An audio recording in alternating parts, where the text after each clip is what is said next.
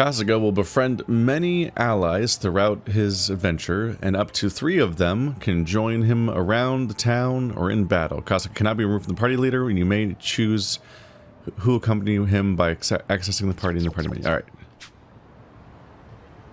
So, apparently many people. I actually kind of thought these games might just have a fixed party. Wonder how big that gets? The characters have to be in play for the plot overall, I assume. I wonder if you get stuck with certain party members for plot missions, but then wandering around you kind of do whatever you want. Is the map open? Kinda. I can go that far around now. Where am I right now? I'm here.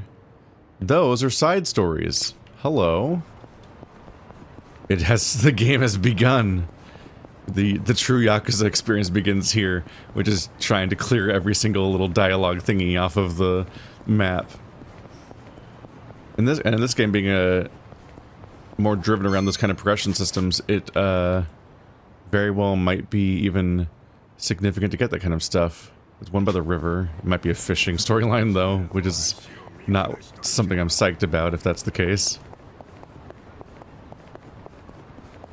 I do find it interesting though that like when I was talking about this game, people talked about like this game like it was an RPG, and like Yakuza wasn't always RPGs, and I find that perspective very strange. I don't really get it, honestly.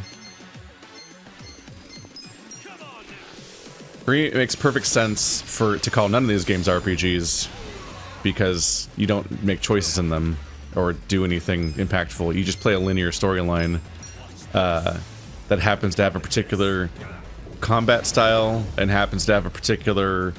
Your guys get stronger, but like, we live in a world where like Shadow of Mordor or whatever has a leveling system.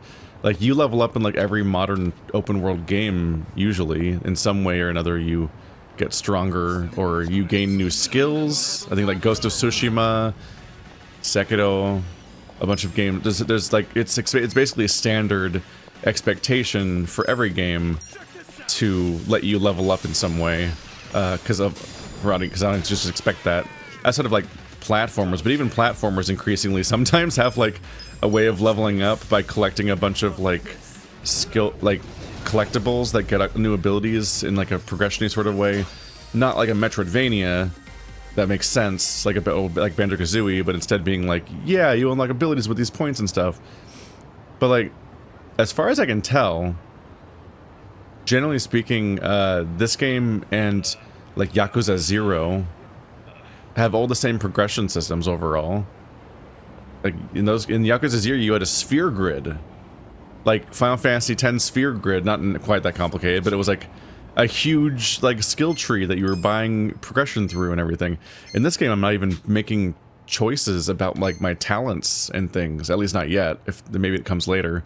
So far, I don't get to like make skill tree or talent or stat choices besides putting gear on, which was always in these games. So as far as I can tell, the RPG mechanics are actually less involved here than in previous Yakuza games so far. At least some of them. They're all over the place. But they've always had upgrades and skills and leveling up, and sometimes really involved and complicated ways of leveling up, where you level up several different abilities and trees, while also having side quests, and even a dedicated side quest chain with a mentor figure that levels up a specific style of combat or ability or something like that. And that's been uniform throughout the whole game. So I find it to be even maybe a shallow read of genre if somebody thinks that all of Yakuza wasn't RPGs, but then the moment that 7 has turn-based combat, that's suddenly an RPG. Because a combat style is not what defines RPGs. It never has been. You can make an RPG out of a card game. You can make an RPG out of a side-scrolling beat-em-up. You can make an RPG out of like anything.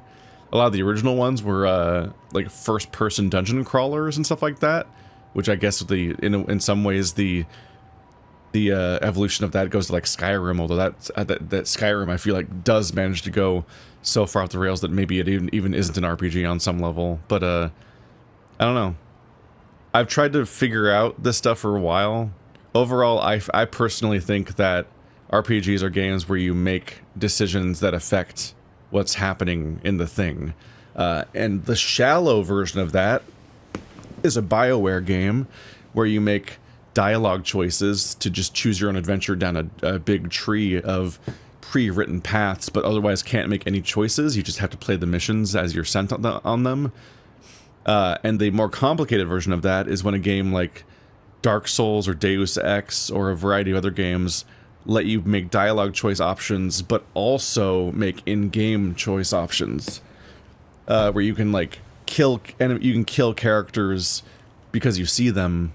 You can kill characters outside of dialogue, and the story has to react to that. Like, obviously, Baldur's Gate 3 is like one of the most ultimate RPGs ever, and that it does everything you could possibly want from that kind of stuff. But even if you want to do dialogue only, you can go really far with Disco Elysium, and Disco Elysium really shows how shallow, by comparison, the BioWare model has been during the Dragon Age and Mass Effect years. Even though those games are, at the time, pushing the envelope on AAA presentation, but they sacrifice RPG elements to do that. But like, but you get my vibe here. Like, generally speaking, there's a certain circle of Western RPGs that I think all count as like proper RPGs, but I also count a lot of immersive sims in there, games that have branching narratives to some extent, but overall are also really about extreme differences in behavior of like how you can solve your quests and missions via in-game solutions, being able to like, you know, like push a box around it or hack a turret and doing a variety of crazy things and really customize a character to do crazy things like that. It's much harder for me to agree that JRPGs are RPGs, and this isn't like Roger Ebert.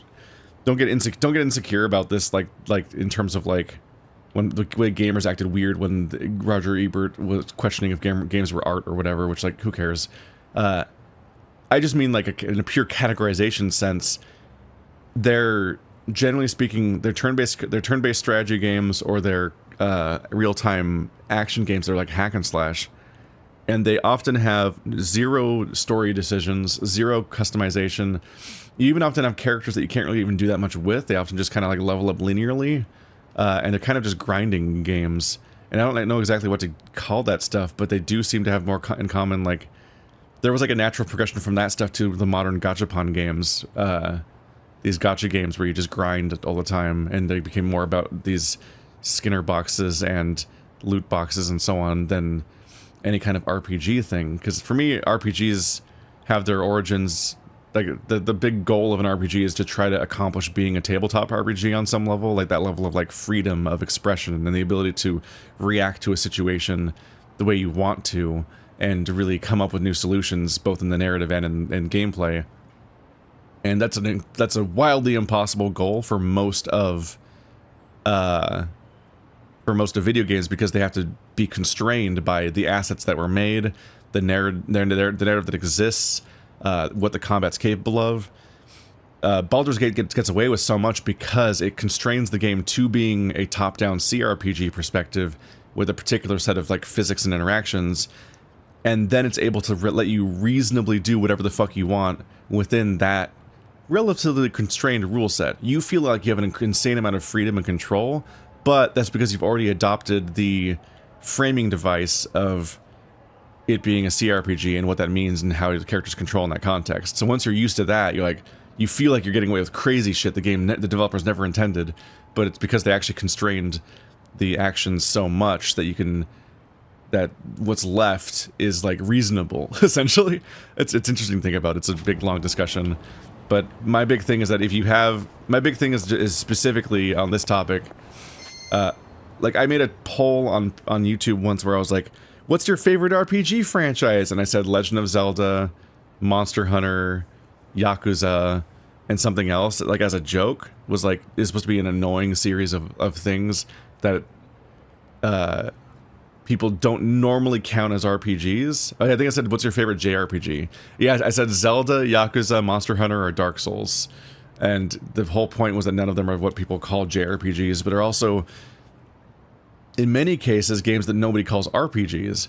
And now that Yakuza 7 came out, people call that an RPG, and I'm like, it's not any different from the other Yakuzas. They just added turn-based combat. That's not what makes something an RPG, right? And no, I don't think Monster Hunter is an RPG exactly. I do think Dark Souls is an RPG.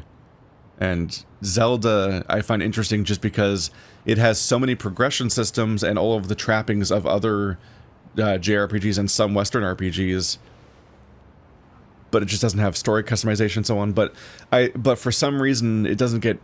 For some reason people will call like Tales of like Berseria a real-time action hack and slash game that happens to have leveling up, an RPG, but they won't call Zelda an RPG. They'll call it like an action adventure game.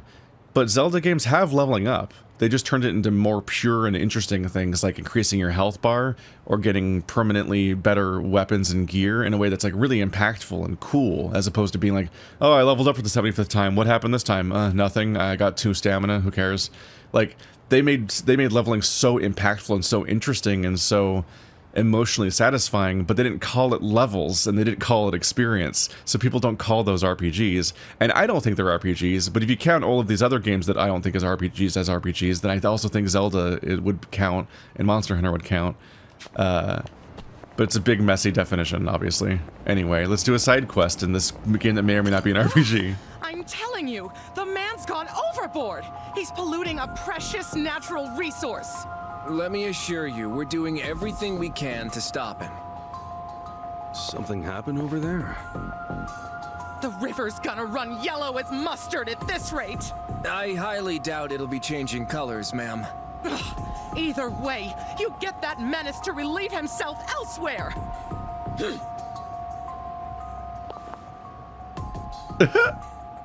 Someone's peeing in the river, I guess. A golden opportunity. Okay. So we got a public pisser on our hands, huh? That's nasty. Bet that cop's not too happy about it. Dude, it's a fucking river. That's just... This shit just happens all the time. It just is not worth it. Whatever. That's funny though, the fucking... The first side quest we find organically, or at least that isn't mandatory story stuff. It's a fucking Golden Showers reference. Okay. Hey, officer. Oh, it's not fully voiced? Hmm? Yes? Can I help you with something? Nah, but I heard there's some guy draining the dragon into our river.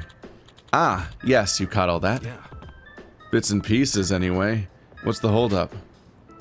Why haven't you arrested the guy? You have no idea, do you? If we don't catch him in the act, we lack probable cause. Yet somehow the golden opportunity has never presented itself. I don't... The biggest problem is that he's doing it in line of sight of anybody, but like... It's a whole ass river. I hate to break it to you what's in there.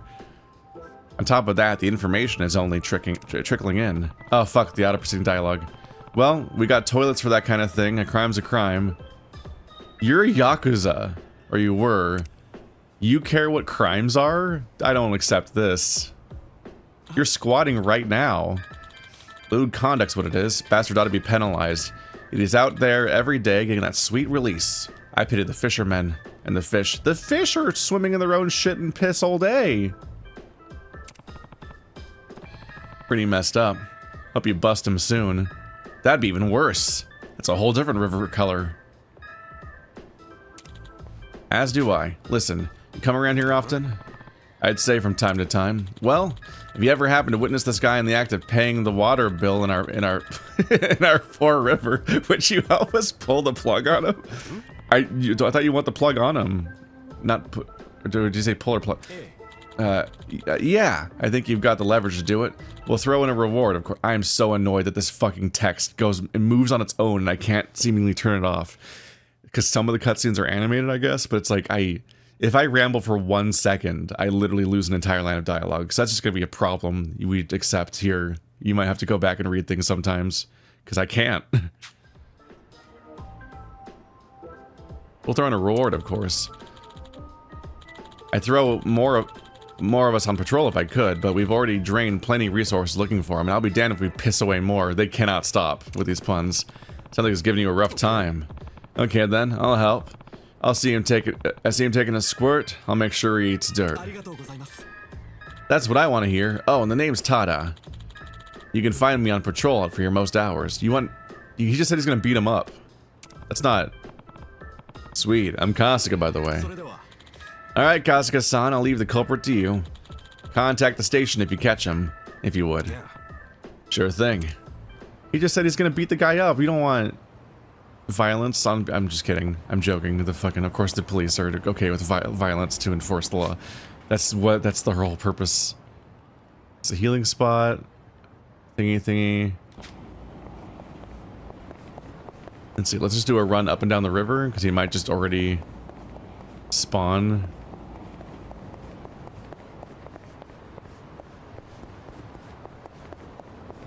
I'd also be on the other side of the river or something. Gonna have to fight these guys. Threatening men. I can finally do the attack.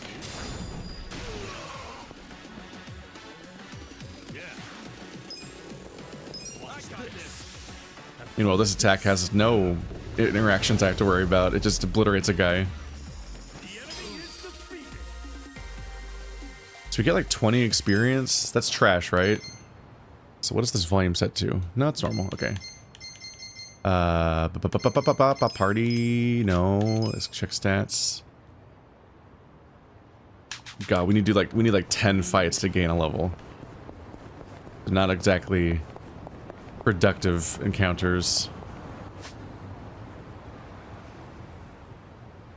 That's my quest. Oh.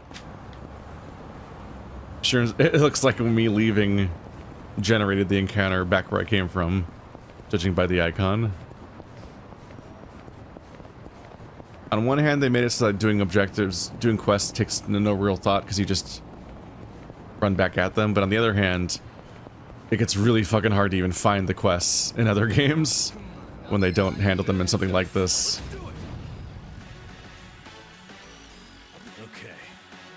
You're so far away, you get stuck on terrain. Let's go. Watch this. Have fun with this. Cool. Check this out. Ora. Weak. It's like the call out. It seems this enemy is weak to getting punched in the face. Oh yeah. The cop asked me to catch a public urinator. He should be around here somewhere. Doubt he'll just pop up randomly, though. Oh, there he is.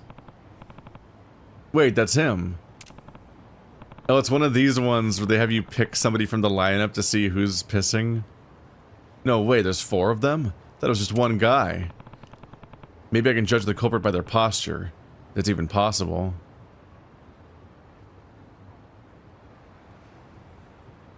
I'm supposed to guess which one of them is currently pissing. Well, the guy on the right has a back problem, clearly. He's behaving bizarrely. The guy in the suit, the second guy, his arms are too high. He's like holding his phone.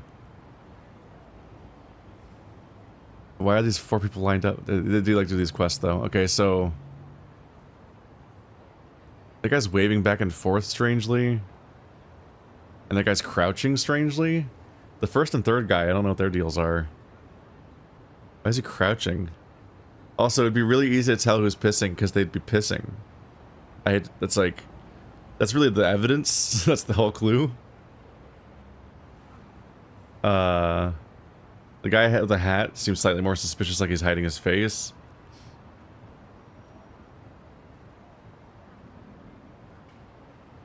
No, the guy with the hat's fishing. That's the joke, isn't it?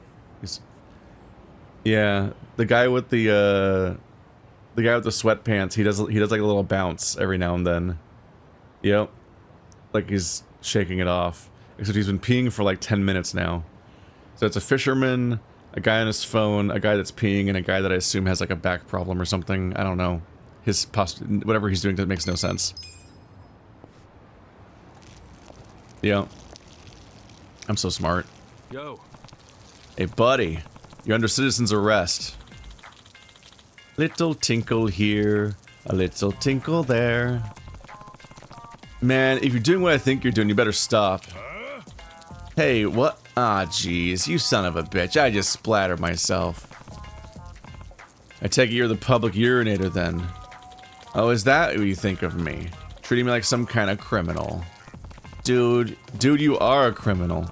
Anyone who thinks he can just take a sprinkle whatever he wants, whenever he wants, is definitely on the wrong side of the law. Who cares? It's not like this affects anybody. Stop projecting your pissing problems on me. I'm not the only one complaining. People have been saying you're polluting the river. Polluting? More like invigorating. I'm just spreading the nutrients. Come get some. Oh my goodness, the rainbow? See, this is exactly why the cops are after you. Now cut this shit out. He's fucking dancing and making a rainbow. This guy's got an art to it. Boy, you really are like the rain on my parade, don't you? You really like to rain on my parade, don't you? You're the one that's raining a parade. What I have, sir, is a gift, a passion for the public and public expression. It is my life's work, my true raison d'etre that I fucking... I cannot keep up with some of this text. It's so frustrating that it moves on its own. Come on now. Check this out. Let's do it. Yeah. Watch this. Have fun with this. Alright, well he made it weird because he's like making it a public performance and that's not acceptable. Come on now. Good. Oop. Okay. I did it wrong. I got this. Have fun with this. Get melted, nerd. Good fight. Hell yeah. Hell yeah. Okay, so the quests give you actual... Actually, I didn't read how much quest experience it gave me. I just know somebody leveled, but that doesn't... Nuts. There's 4 experience meters. Alright, now come along quietly. And zip it up, man. Be decent.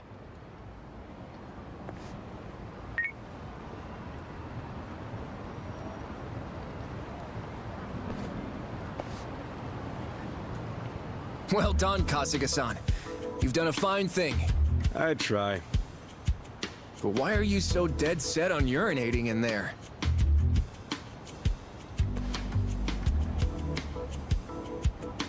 Haven't you ever wondered what it's like to drizzle into nature's sweet embrace?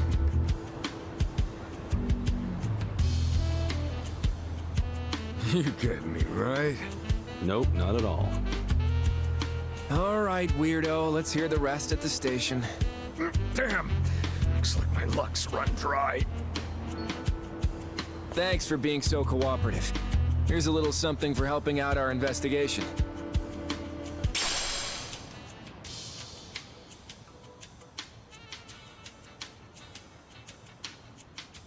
Got a binding. You see any other suspicious individuals, you contact me immediately.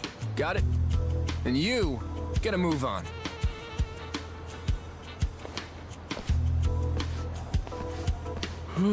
Glad that's over.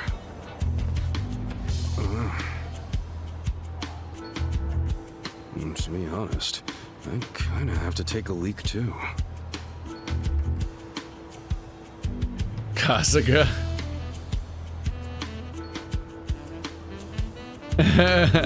Better just find a restroom.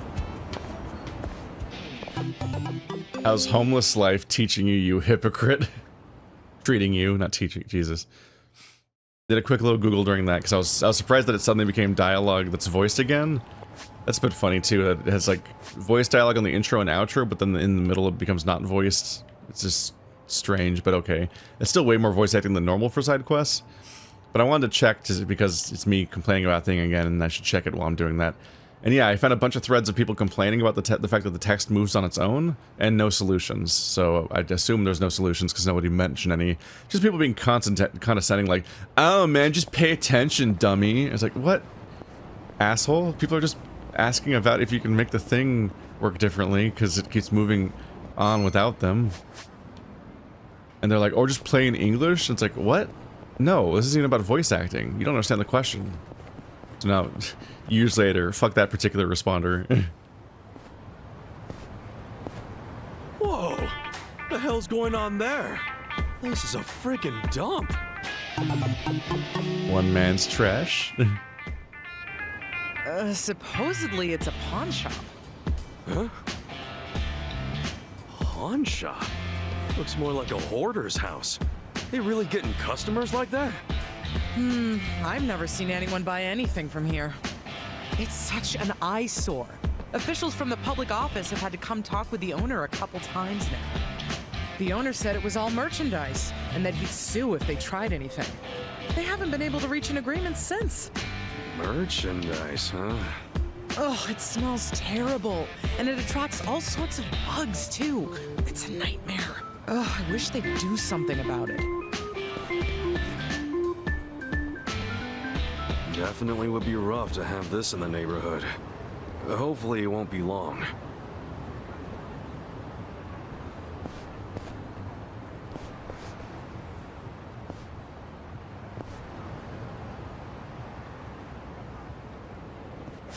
Is each one just gonna be walk away and come back? I can go to the healing thing because I could do with a refill on my MP for free without using an item.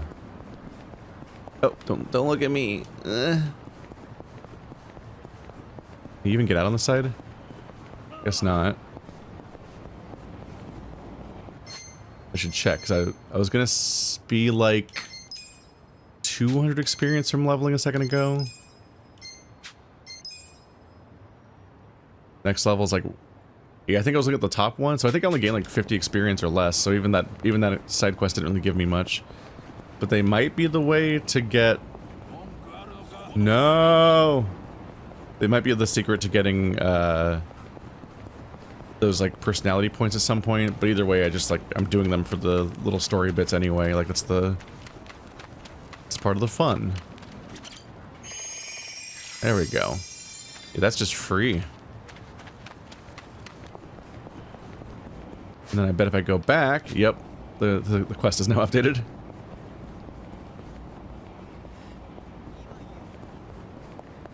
There are so many encounters. There's 2 on my right and 1 on my left. I don't want to get stopped for approximately a minute. I want to do the story. Oh my god, there's one here too? Wow. Hopefully they start doing the...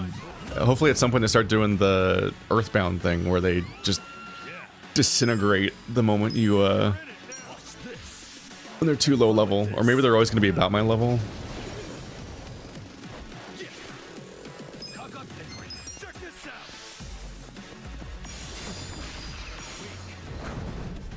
But I've heard about that being in Earthbound and some other games. It seems like a nice reward for getting to a certain level. It's just when certain random encounters show up, they just explode on eye contact instead of actually fighting you because you're too strong. And why bother wasting your time? Although these guys already die in 1 hit, so it's like... It's not exactly interesting. The trash house resident. Like I said before, this is my merchandise. None of it's trash. Huh? But it's spilling out of your property. Surely you can't mean... I take it you never heard of a little thing called roadside business? Lots of places have flags and signs outside. You got a problem with those, I just wish the people from the welfare office would treat me like they do everyone else. Look at his look at his ascot and his flower. Hey, wait, we're still not done talking. Ah, well, that's the owner of that pawn shop. Not too big on the pickup, is he? What am I going to do? Hey. So he owns that dump, huh? Huh? Oh, yes. Excuse me. But who are you? I'm Kasuga, and I'm new in town. Sounds like the neighbors are pretty up in arms about this place. Kasuga. Ah, so you're Kasuga-san. You've heard of me? Indeed. I've heard rumors about you from many of the city's homeless. Talk of the huge new guy on the scene named Kasuga, with even bigger hair. I'm actually with welfare services, so I have a lot of connections with the homeless. But wow, I never thought I'd be able to meet you. Guess I am making a name for myself here. Too bad it's for all the wrong reasons. I'm Kondo. I work for the Public Division of Welfare. Division of Welfare, huh? Sounds like you have a lot on your hands. Well, that's the nature of the job. Still, this place has been a real thorn in my side. He's saying it's a pawn shop, right? Correct. The owner, Gomi-san, keeps saying the trash is all his merchandise, which of course prevents us from removing it. That said, it was indeed a pawn shop at one point. But after his wife passed away, he became somewhat of a recluse, and the shop turned into a trash heap you see today. Wow. Uh-huh. I don't know if it's because I'm younger than him or what, but he refuses to listen to a word I say. So now I'm caught between an angry hoarder and an angrier neighborhood. Man, even I'm starting to feel bad. Say, maybe you can try reaching out to him, Kasuga-san? Me? Yes, I'm sure by now Gomi-san's had enough of me or the neighborhood folks pestering him. I'm thinking maybe if a new, more intimidating face gives it to him straight, he might finally get the picture. You sure about that? At this point, I think throwing him a curveball is my best bet. I'll even reward you for it. So, could you please help? For the sake of the city. Sure thing. Okay, I'll help. Seeing as you got your hands full. Ah, thank you. I'll get Gomi-san right away. This is a nightmare. No. It's like burrow inside. No. Everyone would have guessed the doorbell would be there. What is it now? Bro, I think you might have a problem. Ah, who are you? You look like a Yakuza. I see. So even the welfare office is in their pocket, is that it? I'm not sure what you're getting at. This is Kasuga-san. He just recently moved in. He wanted to express his feelings about the state of your shop. I'll bet. Come on, that guy's a Yakuza through and through. I'm no Yakuza. I'm just another citizen like you.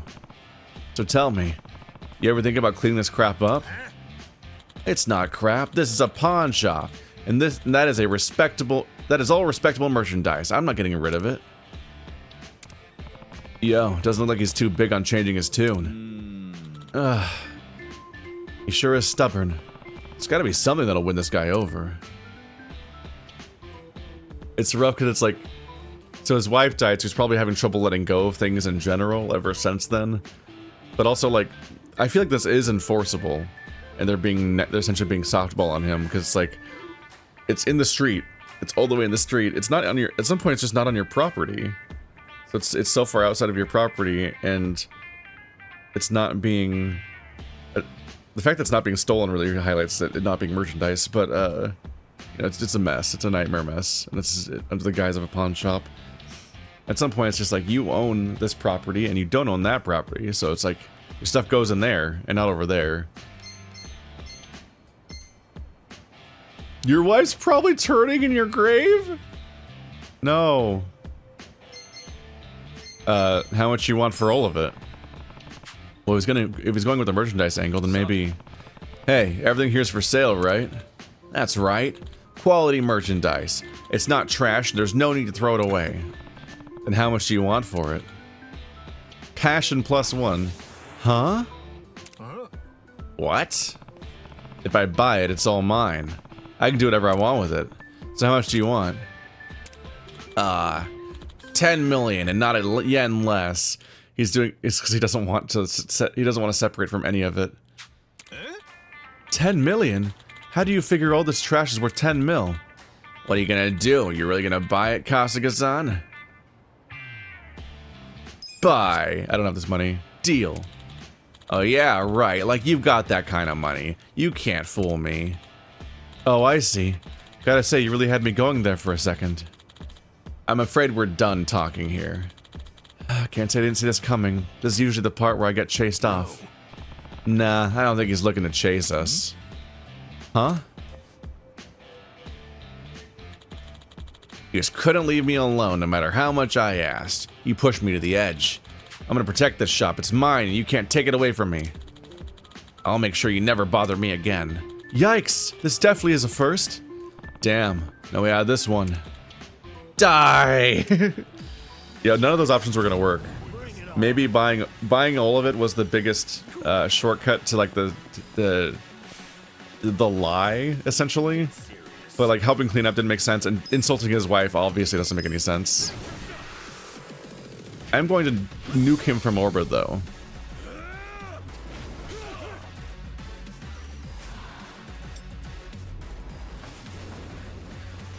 There really is nothing stopping me from using these actions whenever I want. It's weird because they feel like heat actions, but the only heat context is that I have to have a specific co-op partner with me. Which was one of the contexts for heat actions in the previous game, having a certain person around in certain contexts let you do certain attacks. But the point of that was also that it was also rare to have a person walking around with you in the first place. That whole heat action still doesn't do that much damage compared to just me doing the chicken attack, the pigeon attack. I missed it bad. Those abilities are a little weird. Okay, so these give me 50-ish. At least this one did.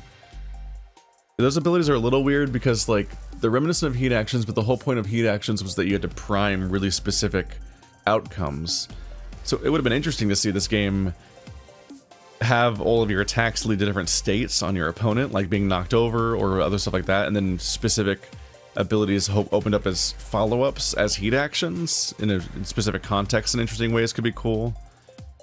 I wonder if they're going to recreate any of that at all, or if they're just going to have these super attacks that kind of go into a nightmare void and just magically happen. Because these are just spammable. They just cost more and require a certain combination of characters. So I'm not sure how strong they are either. At least they're not much stronger than Pigeon Raid or whatever. Damn it. Hey, you ever thought about getting rid of all this trash? Yeah, but it's not just trash. It's memories of my wife. Memories? I used to run this place with my wife. We didn't make much, but life was good. Right. I heard this place used to be legit. Then one day, my wife collapsed while tending the store. By the time they found her, it was too late, and she passed on. Despite her health, she worried about the shop until the very end. And the worst part is that I was off goofing around while my wife was hard at work here at the shop. I've never forgiven myself. It's my fault she's gone. If I had just been at the shop that day, she would have lived. To think I wasn't there for her. Gomi-san. I tried to keep the place going by myself, but then a thought crossed my mind when I was helping a customer. What if she appraised this? How might she have felt about it? I asked. Thinking about it that way, I started to see everything in this place like it still had a little piece of her. But from then on, I got too scared to throw anything away. I feared I might end up throwing her away somehow. Next thing you know, the store's looking like this. I kept telling myself it was merchandise, but I could never bring myself to sell it. I knew I was being unreasonable, but I just... I can't say goodbye to these things. They're all I have left of her.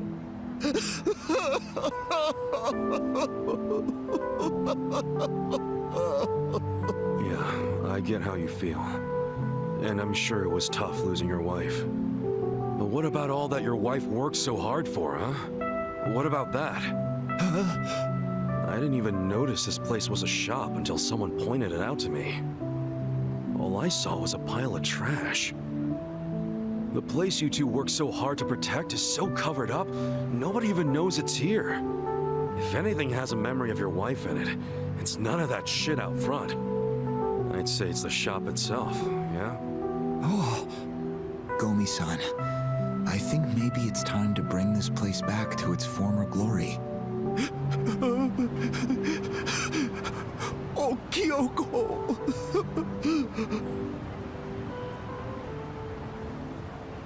This sad, funny man, we can fix him. Also, give me a pawn shop. Give Give me a functioning pawn shot after this quest. I've contacted the office. They'll be out here to start cleaning up soon. I'm so sorry for letting things get like this. Might want to tell that to your neighbors instead of me. What are you gonna do now? I'm going to get everything looking like new and open up shop again. The music cues are so funny in these games. My wife gave her all for this place. If she's still watching over me, I should make sure it's something we can both be proud of. Yeah. Maybe I'll stop by and pay you a visit sometime. Kasuga-san, thank you very much. I think my manager is going to be real pleased after today. Here, this is a token of my appreciation. Flame amulet. Thanks. And keep up the great work at the welfare division, man. If you ever get promoted, maybe you can sneak a little more meat into the pork soup at the soup kitchen. All right, I'll see what I can do. Anyway, I think I'm gonna take off. See ya. Yeah, take care.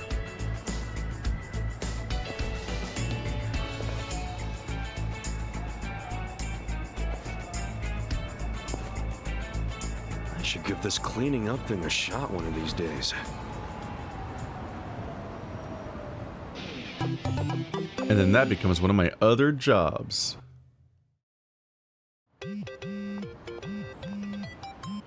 Oh my goodness. Don't forget the pawn shop. You can sell everything in blah blah blah blah blah blah blah blah pawn shop.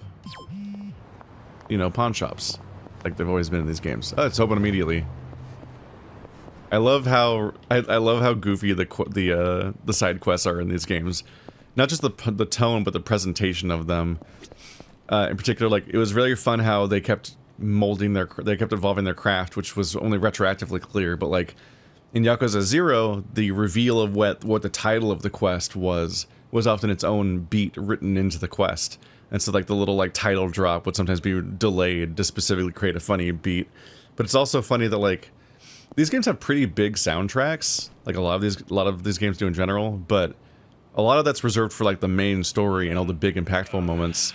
When you're doing side quests, they very much have like a very limited palette of simple songs, and it's pretty much like, here is the goofy song, here is the horror song, here is the aggression song, here is the triumph song, and it's just very funny hearing them, each song drop in, because it's like this very like, it's almost like hearing like sitcom like audience laughter, like it's like, and now the game is telling you to feel this. The simplicity of it was always kind of like, it's kind of like comforting almost. Knock a bunch of people unconscious with sleep item, but I guess, yeah, it's a single time use. These are expensive. A CD single of Friday Night, a song that was popular at the disco scene, but you never feel alone when it plays. What do discs do? There's CDs here. And then there's gear that gives you 10% fire resist and stuff like that. It gives you like flat stat numbers and also like percentage resistances. Relatively strong upgrades. Question is, what can I sell? Attack booster. Oh god, it increases your base attack value. No, I'm using that. I need to go find where that is and use it, obviously. Some people got a kick out of collecting these. I have a lot of expensive stuff in my inventory. Some of them are pricey healing items. God, I have a bunch of these. Some of them are from the pre-order shit also.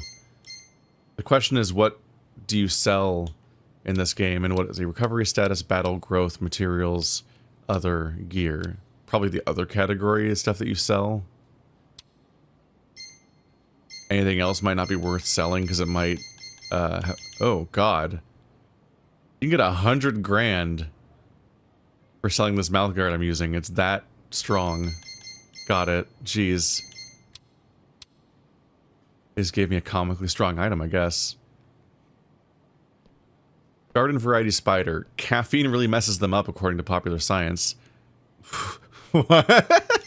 Thanks, trivia boy. What? Alright, so I don't have any plates to sell, which is the big thing that is just a straightforward sell these when you find them.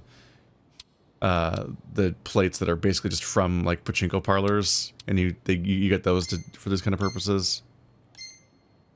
So I can increase magic and attack value. Okay, so attack value for you.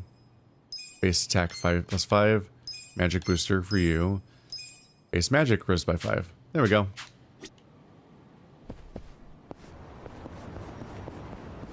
The moment I have an item like that in play, my question is immediately, can I get more of those? Can you buy those somewhere? Can I... Are those grind... Like, how do you achieve more of those? Because those are extremely strong. Don't aggro on me. I don't feel like it. No! How did you aggro from that distance? In old Yakuza games, you at least had to reach me.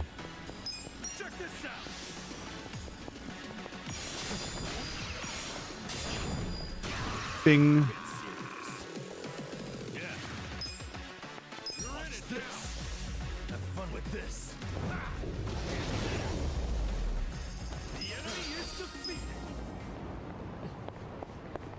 Whenever I'm playing a Yakuza game, I generally have the sub-stories walkthrough open on my phone, just for the simple purpose of that the game facts sub-stories thing very helpfully just sorts them by chapter and just tells you which sub-stories are available every chapter.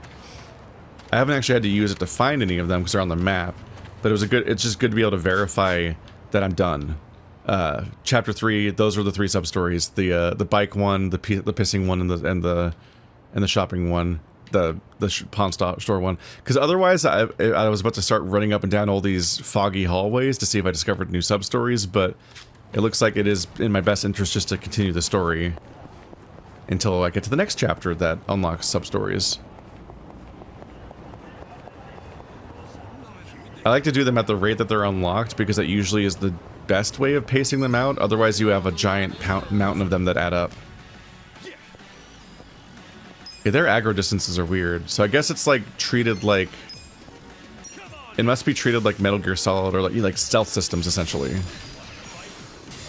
Like they have an escalating level of alertness, and then the moment they aggro on you, the fight starts no matter what is going on.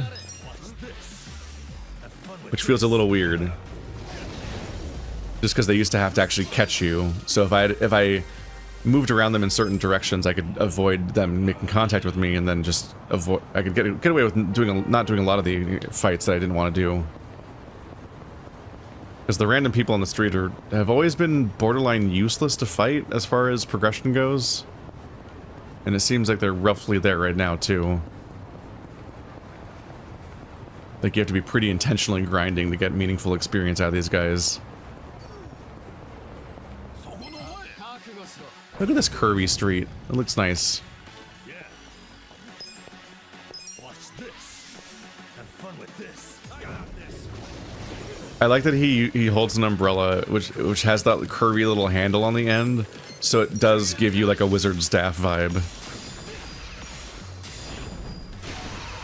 It is like I have a black mage in my party. I feel the stats going up. Headbutt barrage. You can even see that how that might be part of Ichiban's way of visualizing this stuff.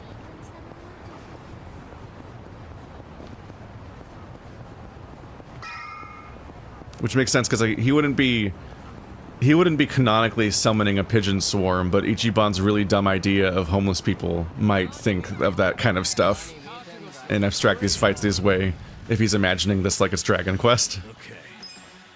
Watch this. Have fun with this.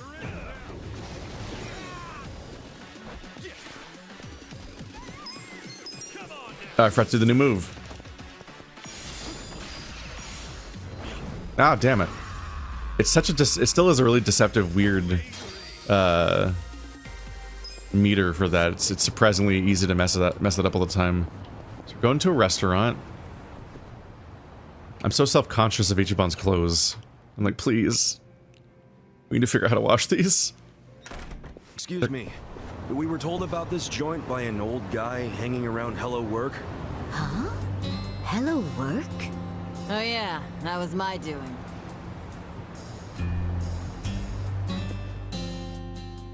Told Kanbei over there to recruit a couple of guards. Hamako-san, don't do things like that without asking me. I'm not made of money. 5,000 yen for a man to risk his life is a hell of a deal. I'm just amazed Kanbei found 2 guys who took it. Hey, wait a second. We never said anything about risking our lives. What is this job exactly? I'll explain everything. Come over here, boys. You see all these restaurants on the river? They're all bars, just like ours.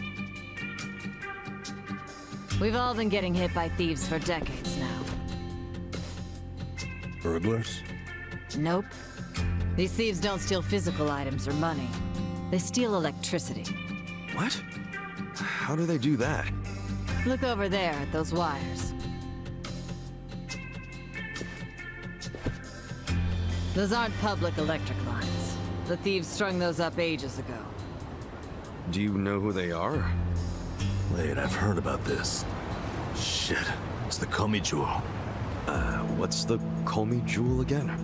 They're one of the Ijin 3, the Korean Mafia. And didn't you say how they got their name earlier? Yeah, it's not their official name. It's the neighborhood where they're headquartered.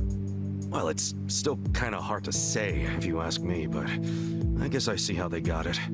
Mm-hmm. They've been jacking our electricity for such a long time. I'm sick of them getting away with it. Each month it costs the bars here tens of thousands of yen. Each and every bar is forced to pick up the tab, and they don't reimburse us. Here's a solution. Why not just call the police? I mean, seems obvious. Tell the cops exactly who's robbing you. They'd leap at the chance to take down a crime faction. I'm sure she has a good reason for not calling it in. Am I right? Of course. Whatever the reason, this kind of stuff is why we have cops. The police wouldn't touch Komichua with a 10-foot pole. The area's too dangerous, even for them. I mean, how dangerous are we really talking? You don't come back alive is how we're talking. You gotta be exaggerating. I wish I was. Everyone who gets close to their HQ disappears. Everybody. Yakuza, police, doesn't matter. Not even the other Ijin gangs are willing to go there now. Place is a graveyard. Okay, well, do you know anyone in the Komi Jewel? Of course not. Thank goodness. Well, then we'll have to find one of them while he's away from HQ. They gotta leave sometime. No, you can't tell them apart from civilians.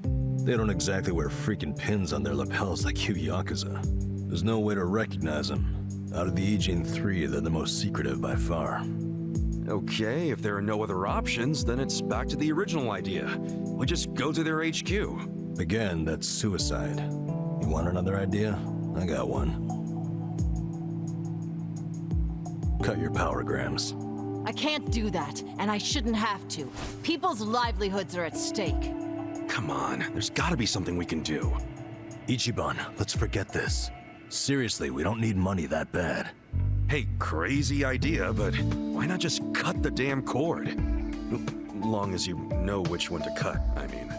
Don't be an idiot. He's not. I had the exact same idea. I cut their line yesterday. What?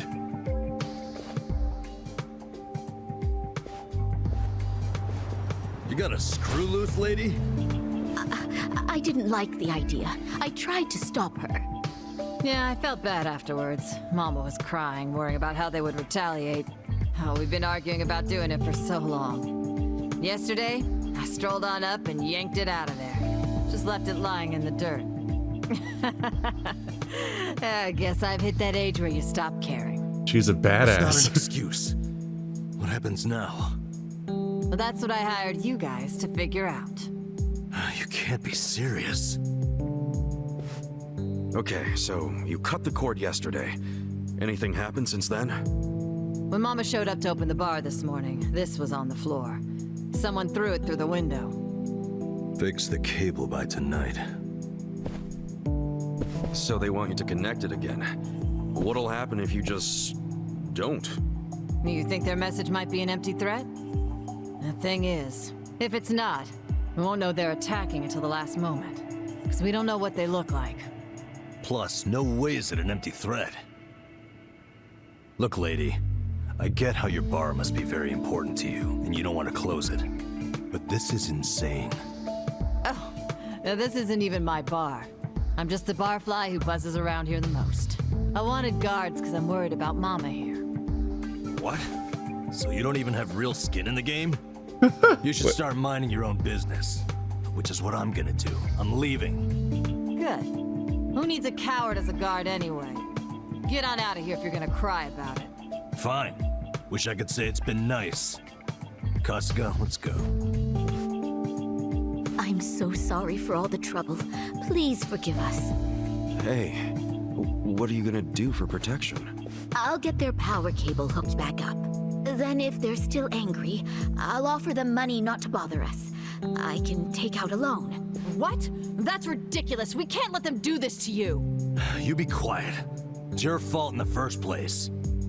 Stop. She's right. We can't let them get away with this. What now? Paying off criminals just makes the whole world a worse place. The job still pays 5,000 yen? Yeah, I knew that's all Mama could afford. I don't have more. It's fine. I'm in. Hold on, man. It's too risky. Beggars can't be choosers, you said. And honestly, I prefer a job where I get to help somebody out. See? Now that's the right attitude. I could tell you were a good guy. Unlike some people. You old battle axe. Are you sure about this? Yeah, I always mean what I say. We'll take the job. Wait a damn minute. We? You're roping me into this? Look, if you're not in, don't let the door hit you on the way out. This brave man has a job to do. Do you know how obnoxious you are? Fine, I'll do it. Is everybody happy now? Good. So it's settled. There you go, Mama. I got you 2 guards. Now how about rustling up a drink for me?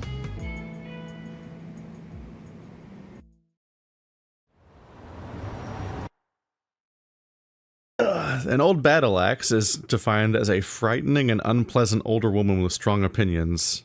I did not expect it to be that specific. I don't understand. There's a whole wiki page just for this term. A derogatory, traditional stereotype describing a woman characterized as aggressive, overbearing, and forceful. The term originated as a gender-independent descriptor in the early 20th century, but became primarily applied to women around the middle of the century. It shows Carrie Nation brandishing a hatchet. The prime example was the militant temperance activist Carrie Nation, who wielded a hatchet and made it her symbol. Living in Hatchet Hell and published a magazine called The Hatchet, she became involved with the suffragette campaign for votes for women, and this campaign further established the archetype. Isn't temperance the anti...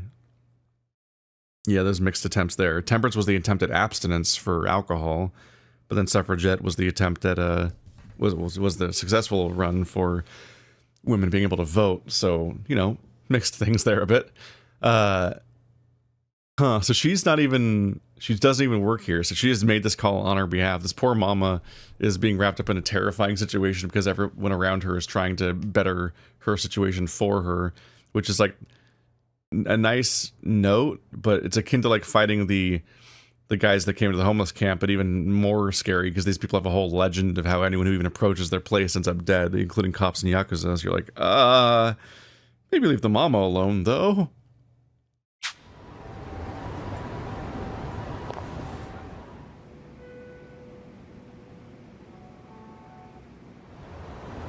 Their whole setup is creepy as hell. Looks like tentacles. Why do they need so much electricity anyway? I have no idea. They're doing crypto. Whoa, easy, Tiger. You trying to get wasted? Dude, we're risking our lives for a measly 5,000 yen. Chill out, man. We're probably not gonna die. But the drinks are free, right? Probably, well, I'm glad one of us is taking this seriously. It's hitting me for the first time how spooky the Komijo are, hiding their faces. But then again, they've also stayed hidden in their headquarters for freaking decades now. I don't see them coming out to this bar. Not for one power cable. So you think the note was an empty threat? I think they assumed we'd obey. They know people are terrified of them. They know that for damn sure. Most people would have done whatever was written on that cinder block, no question.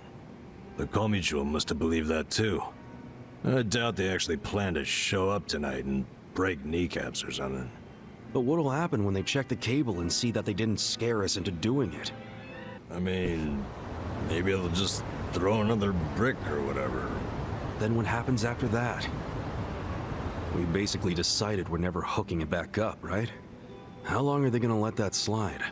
Well, if that's the logic, what are we still doing here? Let's walk away. Let's just tell these women it was an empty threat and get out of here. I can hear you over there. Damn, she has good ears for an old bat. If she can hear you, then the customers can, right? They're just cool sitting next to these conversations, next to the broken window, and be like, yeah, I'd like a whiskey. Look how uncomfortable she looks. She's just staring straight ahead, pretending she can't see or hear anything. She's like shitting herself, this businesswoman. Quiet. What is it?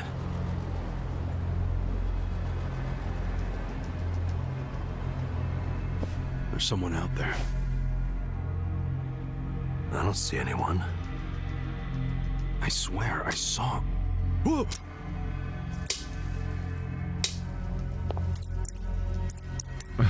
Like she was getting sniped. You're making us jumpy for no reason, man.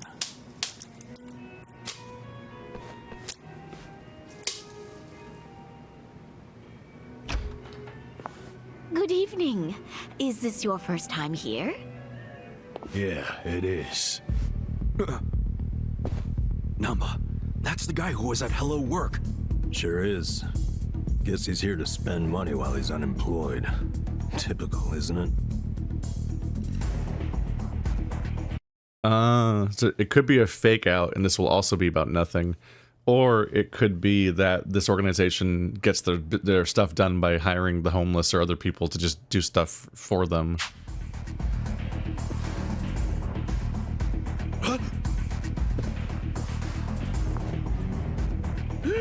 Stop!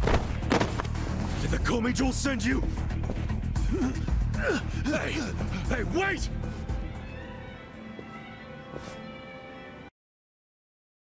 Now I'm worried that it'll be a fake out and the other guys show up when we're gone. Leave me the fuck alone! Why'd you attack us? I was hired to. Some guy said they'd pay me 1,000,000 yen to wreck that bar. Were they Korean mafia? They were, weren't they? I don't know. I'd never seen them before. They just came up to me in the park. I was drinking and minding my own business, but hey, I wasn't about to turn down an easy meal. And you don't even think about getting between me and that money. They already did. You ran away. You fool. Matsuo. Cool. Yeah? Headbutt barrage. It's also just mashing X. Okay. I'm worried that this is not the entire plan and that we're being lured away. Oh my goodness. He didn't stand a chance, damn.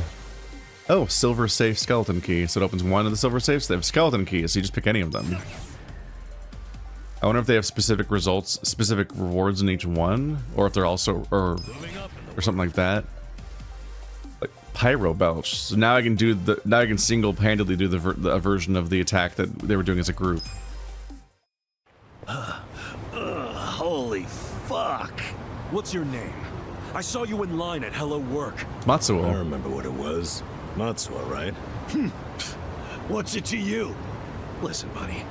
You didn't really think they'd give you 1,000,000 yen, did you? Just for trashing a place? You think they were scamming me? Do you expect anything else from the Korean Mafia? You do know that's who hired you, right? Yeah? Makes you say that? They're the only ones who would want that bar messed up in the first place. Look, we're trying to help you. There's no way in hell they're gonna pay 1,000,000 to some drunk bum. Like you're an expert. Hey, what did he look like? The guy who asked you to do this. Did you see his face? I don't know. Can't remember. come on, we're not fucking around. Cut it out, Nanba.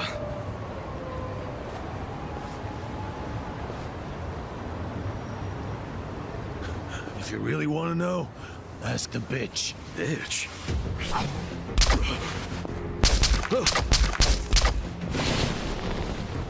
Wait! Ichiban, don't chase him! Stop!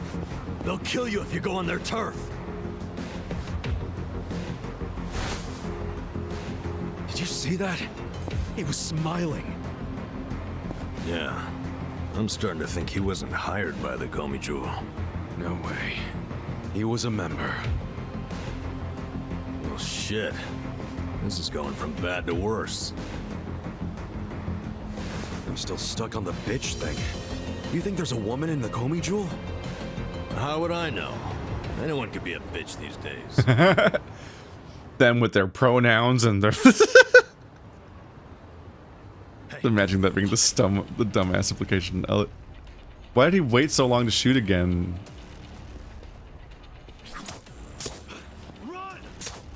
Those are piercing the asphalt.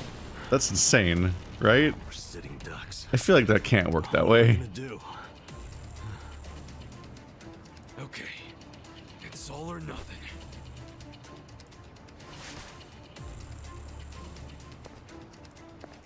Is the assassin a lady? I thought they were, because I figured they were talking about the bar owner is fucked. Hey!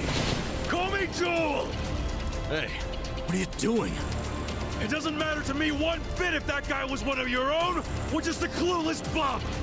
But you have him back now. Then why not let us go? And you won't have our bodies to dispose of. What you and I both know is a huge pain in the ass. What the fuck are you doing? By the way, you know your little power cable? We cut it because it was like tying a noose around that poor bar's neck. If you hang him with it and they close down, you won't be getting that power anyway. So you need to give it up. You're the one who needs to give up. Look, you guys are real-ass mafia, right?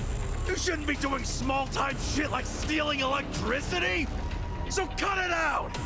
Fine. I don't care anymore. We're dead. I mean, you could just stay there.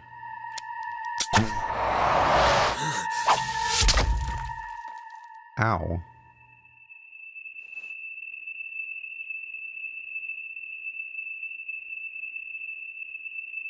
Are you satisfied?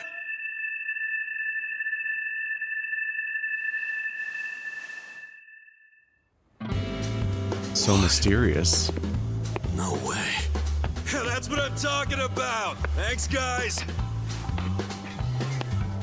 Hey, we're good here. Come on. Is this guy for real?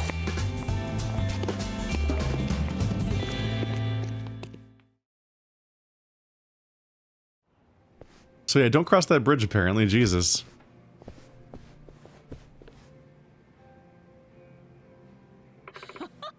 And it wasn't bait, they're not dead. Welcome back!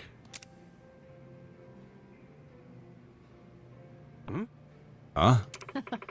Guess they didn't want to mess with our hired guns. You really saved me. I can't believe you already took care of it. Yeah, I mean, I guess it's taken care of. Hold on. Why do you two think it's all settled? We just got a phone call. Probably from the man who was just here. Huh? You mean Matsuo, he called? Yeah, he said sorry about earlier, just leave the cable how it is. Sounds settled to me. Seriously? Man, we did it, Ichiban. Yeah. Was Matsuo really part of the Gamo Jewel, though? Who cares? The problem's solved. How'd you pull it off? It was nothing special, just did what you hired me to do.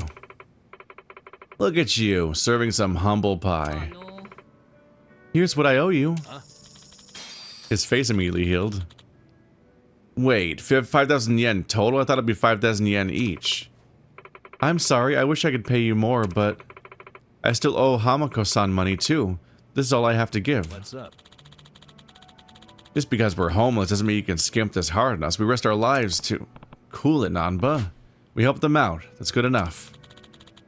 My life's only worth 2,500 yen, huh? Listen up. Then let me give you some more work. If you come work at my place tomorrow, I'll give you 5,000 yen, and we'll call it even. What's up? You're in a bar too, Hamiko-san? I don't think so. Don't be a fool. You think I'd run a hole in a wall like this? Further down the river, there's a small row of restaurants. I'm down there. Okay. Small restaurants, huh? Sounds tasty. I need you to clean one of them, and I won't accept anything less than sparkling. Got it. Got it. Thank you. Okay, see you tomorrow over there then. Oh, I should have asked. What are your names? Okay. Nanba. Oh, I'm Kasuga. You got a first name? Okay. Ichiban. Ichiban Kasuga. I swear it's not fake. It's a nice name. Wear it proudly. They never said where they work. It's just called the old battle axe. Ah! Calm down. This key will allow you to open all the silver safes scattered around the city. It doesn't say the silver safe key or a silver safe key. And this has all the silver safes. Can I open all of them with one key? The way that normal real-life keys work and not the way that video game keys work, which disintegrate upon use for some reason? Don't forget to eat. You eat at places. Combinations of things do super bonuses. Yep. Including the harbor light. You get experience bonuses for eating certain combinations of food, but otherwise I don't need to, like, heal, because I'm constantly leveling and healing that way. Drink till you drop. In case you haven't noticed, consuming too much alcohol will get you drunk. The more booze you drink, the drunker you get. Sober up by drinking water or waiting for it to wear off. There are 3 levels of drunkenness, and at its highest, you may end up attacking your party members in battle. The attack power for certain skills may also go up when you're drunk. As the saying goes, a man's true character comes out when he's drunk. Alcohol was so fucking overpowered in Judgment. It became such a thing because I had a heat action that activated whenever I was drunk. So I would just have a bunch of alcohol in my inventory, and every time major fights started, I would just chug one of them in the middle of the fight, and then immediately one-shot them, or do a comical amount of like, yeah, and then I delete 3 of your health bars attack. And it's like, geez, man. The Hustle Boutique? Is that just gear? It's the pawn store. Yeah, I guess it's love magic.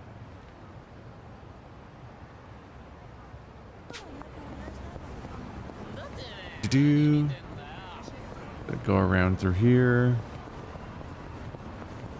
Ooh. Oh, plant nutrient. Well, hello there, handsome. Ever felt the pleasure of a honk honk? They're soft, they're supple, and they're yours for 10,000 yen. No. Oh, that's too bad. Thought maybe a big hunk might like a little honk. Are you saying it's 10,000 yen to squeeze your boob? I can use this key to open up safes. I should probably keep an eye out for these safes if I find any more keys. Oh, so it is a single use. Okay. They were ambiguous and weird about it. No more growth items. Plant nutrient. Boosted gains from harvesting a plant. A key lets you open all silver safes. No, it's still here. So if I just can find silver safes, I can open them now. Okay. That's wild. So the safes themselves are the collectible, and the keys just unlock the next tier of collectibles each time, I guess. Is giving me gear. Pipe, broom, long shoehorn. Oh, the broom gives this guy plus 12 attack. But I want more magic, not attack. Casual bag. I don't know who uses the pipe and the shoehorn. Somebody uses big bludgeoning weapons. It might be for the cop, but he's not here. Then casual bag. I think it's because this game has a lady that joins the party and she beats people up with purses, which is a bit, okay, guys. That's one way to do a gender. Attempts were made. Loafers. Let's get you this jacket. I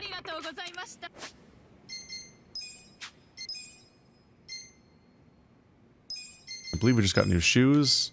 Worn out leather shoes for 2 defense. This helm would take it from the other guy. Oh, it wants the work clothes instead of the jacket. Oh, the work clothes is stronger than the jacket. Damn. Fool that I am. Well, you can wear the jacket. We're fine-ish. MP, HP. Do I have anything cooler yet? 10% flame resist seems uninteresting. I don't have much going on there.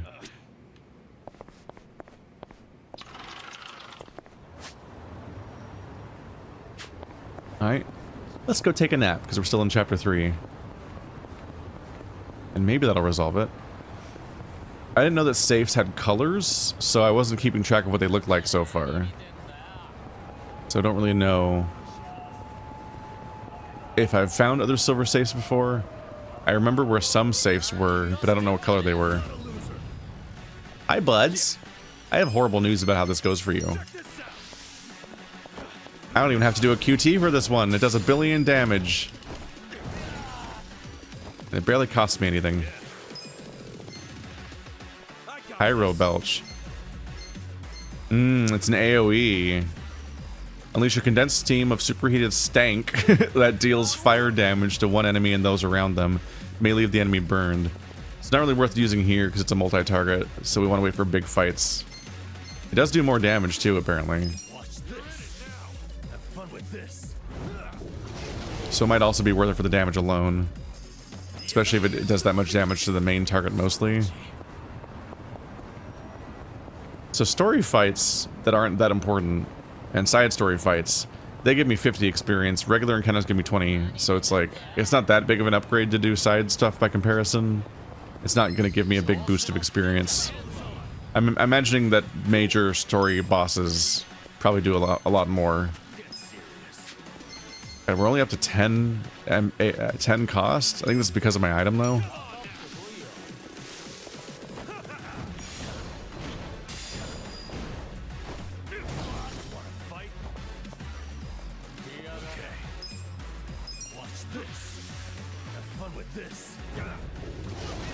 I guess they do say somewhere who's next in the turn order. I should press that right trigger thing during one of these fights to see what opens up. I just noticed that. Who are you? The nice shop lady? Here you go, a bowl of pork soup, piping hot. Oh, it's the soup kitchen. Oh. Wait a minute, I thought I just gave you some. I apologize, breath supply is very limited, so we unfortunately can't give out any seconds. So that's the soup kitchen. So it's right around the corner. And this is important infrastructure nobody's mentioned to me yet, technically. It was mentioned in that one other quest, but I actually didn't know where it was. But as a video game character, I don't actually need it to survive. But Ichiban should have known. She could even be a nice character you get to meet. Well, we've got a job to do tomorrow. Better make sure we don't oversleep. Okay. Yeah. Good night.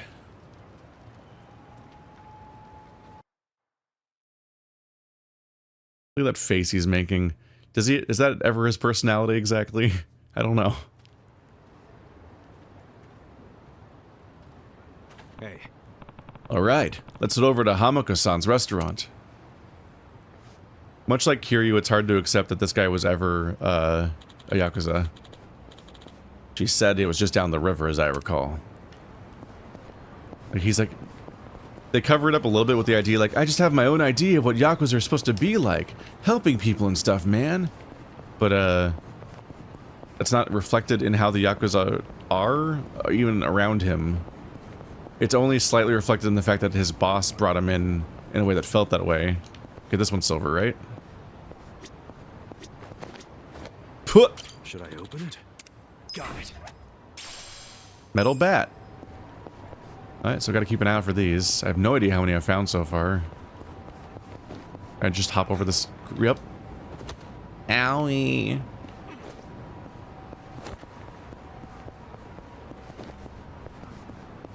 Hello. Should I open it? Should I open it? City work clothes. Is that like normal work clothes, but they make you immune to fire damage a little bit?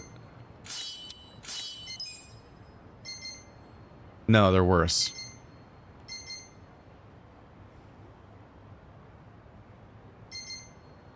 City work clothes give you 4 defense.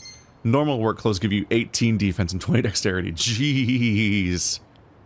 Who benefits from dexterity? I still need to like, I need to look these up somewhere to figure out like, what do stats do? Game?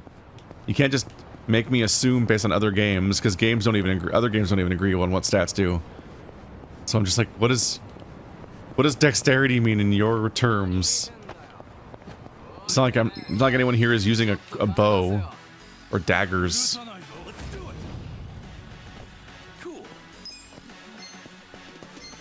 For all I know, knowing Yakuza's gender politics, it'll be like, men use strength to attack and women use dexterity to attack.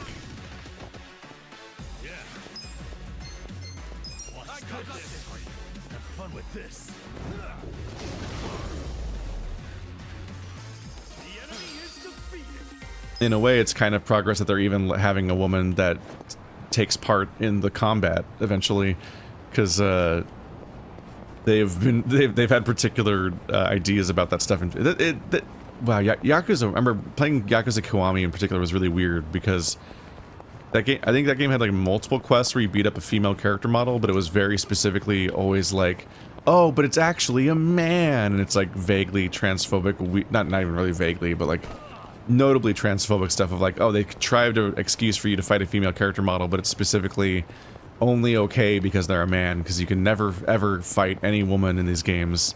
You can only fight men. So if you fight a woman, they have to be like in some way non-conforming to their gender. Something has to be wrong with that from the perspective of the creators. I'm like, that's not better. Mr. Obvious. Oh, haven't seen anyone with that kind of hair before. I'm sure you already know this, but you're in Yokohama. Guess that's why he's Mr. Obvious.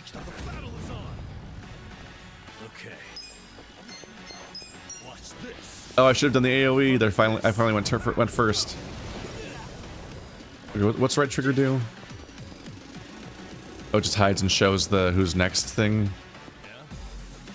I guess.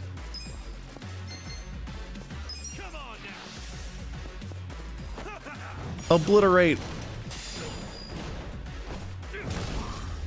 Capitalism is weak to headbutts.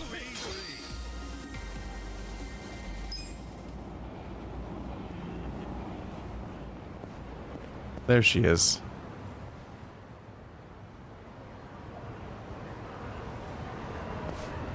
Oh, you're here. Morning, ma'am.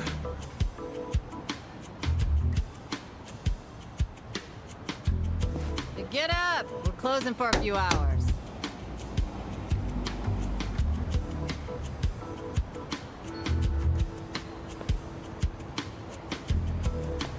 Hey! Tell everyone up there to leave. What time is it? Let me sleep a bit more, Hamako-san. I'm having the place clean. I need everyone out till tonight.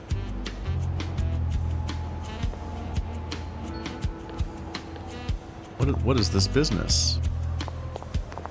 How many customers did you get yesterday? I don't know, at least 5. Where were you? I'm exhausted. That's what I thought. Restaurant, huh? They cater to a very specific appetite. Seafood. Damn, it's too damp to even dust this thing. Gross. Hey, Ichiban. Can you deal with these tissues? You do it. It's your job. Bodily fluids really aren't my thing. Cut me some slack. But it's so gross that they're not in the trash anyway. You want to get paid or not? Would you rather say broke and homeless? No, but it doesn't mean I don't have standards. Don't be a diva. Just grab a handful of that cum.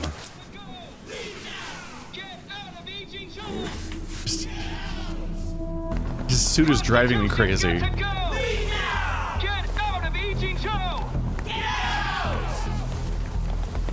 Attention all Riverside business owners.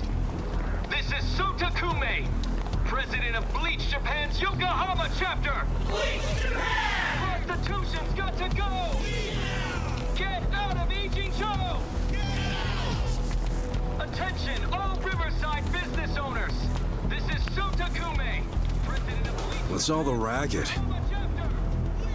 Oh, you don't know them? It's Bleach Japan. Prostitution's got to go! Leave now! Get out of Ijincho! What's Bleach Japan? Bleach is bad for you. It's a non-profit group, what you'd call an NPO. Been around 15 years. Their slogan is, bleaching the gray zones white. You know how some things fall into the gray area, neither black nor white? Like things that are technically illegal, but cops look the other way because they're victimless crimes. They don't like that.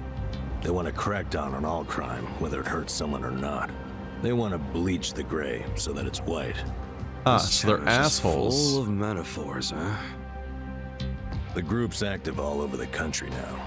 Makes sense, considering their founder is Ryo Aoki. And that is... He's the governor of Tokyo. Oh, the one that was cleaning up the city. With that, Kamurocho 3K plan. Wow, you actually got one right. Well, that plan made Aoki real popular. The media adored him before he was governor, but they love him even more now. He resigned from Bleach Japan when he went into politics. But he still sings their praises. The young voters eat it up. Okay, but why are they protesting right outside this building? This establishment here is registered as a restaurant, but you won't find a speck of food on the second floor. If you're lucky, a waitress might bring you some tea. Of course, you don't pay for that tea, you pay for something else. Let's just call it what it is, a brothel. Everybody in this neighborhood knows it. This is crime, pure and simple, happening right out in the open for decades now. The women who work here have been brainwashed. They don't realize what they're getting into. And once they're in, they can't get out. We demand an end to this human tragedy. We demand it! Oh, shut up, you whiners. These women are just working hard at their jobs. So working hard excuses a crime?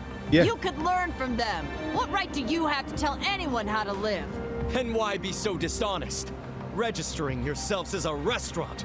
I'll tell you why. It's because the truth is so terrible! No. It's because grown-ups do things they don't want to protect people. The only people you're protecting are your loan officer and your debt collectors! BJ. Brass. You ever consider why a woman might do this job? Because they have needs. Some are caring for their parents. Some have little kids. This is a way for them to support their families. I really can't unsee the fact that their logo says BJ and they're going around it. We must stop prostitution. I'm like, you didn't think this through very well. Nobody checked this around a little bit just to check what those letters together might mean in the culture that speaks the language that you branded the shirts in. I just... No. But yeah, these guys are assholes. Like, there are bad things and there are good things, and there are things that are legal and things that are illegal, and those do not correlate all the time. But in particular, people that want to hyper-enforce victimless crimes. Speaking as a queer person, I tend to have my existence be the crime that needs to be enforced. That is not... that the people that have this kind of blanket thought process... They have an agenda, and they're usually driving out types of a lot of marginalized people, and there's a lot of like upsetting things going on. Like, I don't know if that's what they're going for here specifically, but Bleach Japan, inherently it's hard not to think like, oh, bleach, you know, so white supremacy.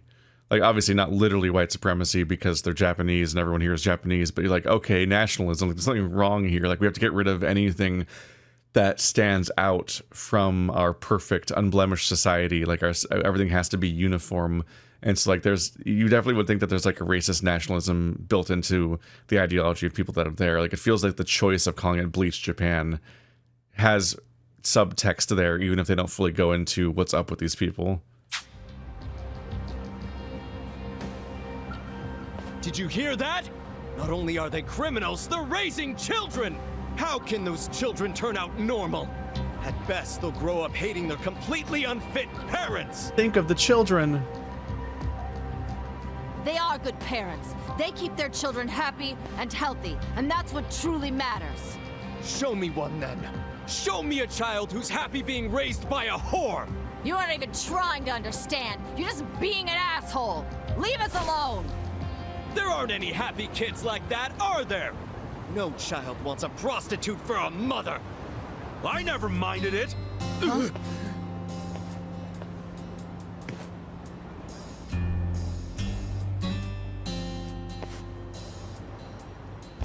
Might not be the best example right now with the way I'm You dressed. came here because you want to get rid of the trash. I got that right? Well, here it is. Get ready to catch. Wait, hold on. Wouldn't that be the... Take this!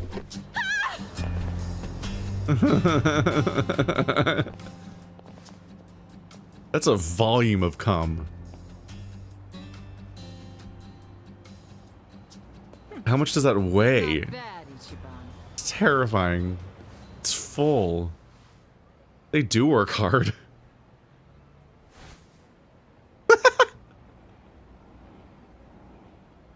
This is such a long shot. Why is it linger for that long? Jesus Christ.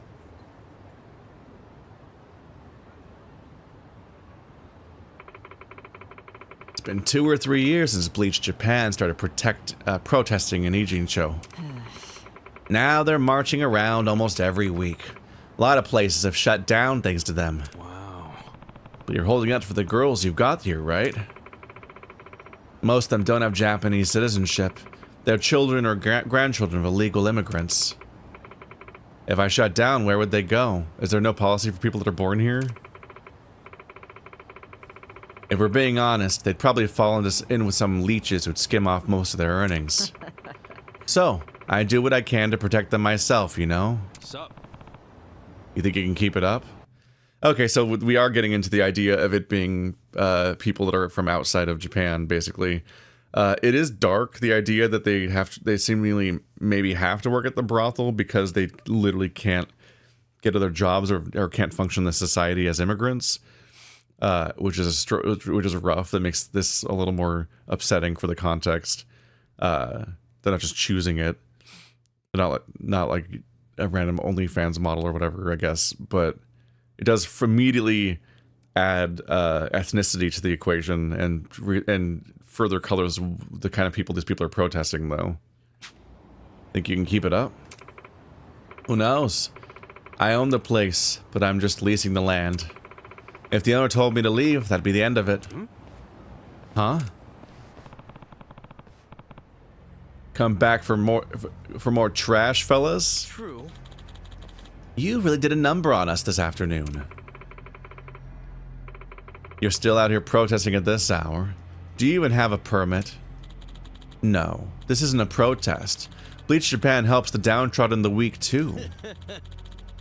Sometimes that means giving people like these guys our support. They were just hanging around a hamburger joint in front of the station. They've lived on cheap processed food their whole lives. They don't even know what a good meal tastes like, and that can stunt your growth. So we're trying to give them an opportunity here. Tonight, Bleach Japan will cover the bill. Oh yeah? What are you getting at? Oh, I just thought I'd take these boys to feast on some high-class cooking from this fine establishment. So what's your angle? You only thought this through. So that's your angle. Hold up, what's the point of taking them somewhere with no food? That's exactly what he wants to hear. My permit says I run a restaurant, so I can't refuse. What are you gonna do then? I guess I'll feed them until the money runs out. Then I suppose my part is at an end here. I'll leave you to enjoy your meal. That is, if they have any food to serve. Looking forward to hearing all about it. Goodbye. Bye for now, then. So, what's on the menu tonight, old lady? I'm afraid all I've got left are some stale crackers. 10,000 yen each. Eat up. Huh? You fucking with us, Granny? Oh, not a fan of crackers. I have some cookies, I think. They're a little moldy, though. You call that food? Well, I wouldn't eat it, but I think it's appropriate for the occasion. Hey! Take us for fools? Calm down, fellas. We're perfectly allowed to be dissatisfied customers. Yeah, get us some real food. Oh, shut up. Stop complaining and get out of here. Oh, I see. You're saying this place doesn't have anything to eat. Guess we'll go tell the Bleach Japan guy who gave us the money then. You gonna pretend that wasn't your goal from the start? That sob story was thin as paper. You guys got hired to mess with her business, so get out of here. Ow, hey! The old guy's getting violent with us. You hit us first, so consider this self-defense.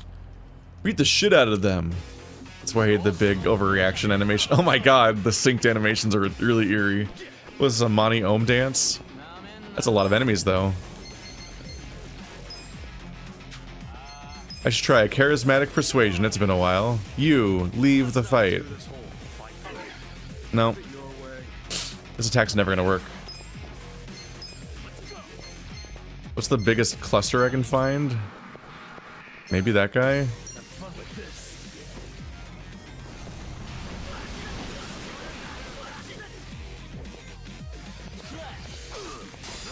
I think I might have gotten 2 of them? I keep getting the second one every time and not the first one. I'm getting stabbed a lot. Ow. Now you're going to die. I'm not that concerned about bleed because if I end the fight quickly, then it won't proc much.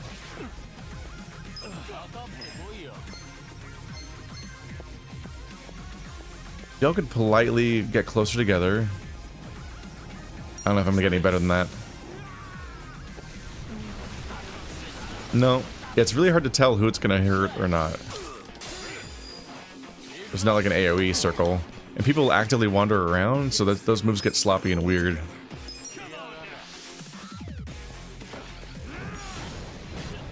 But it is still stronger, so it does do a ton of damage. But right now I don't need that kind of damage against these guys. I can just do pigeons.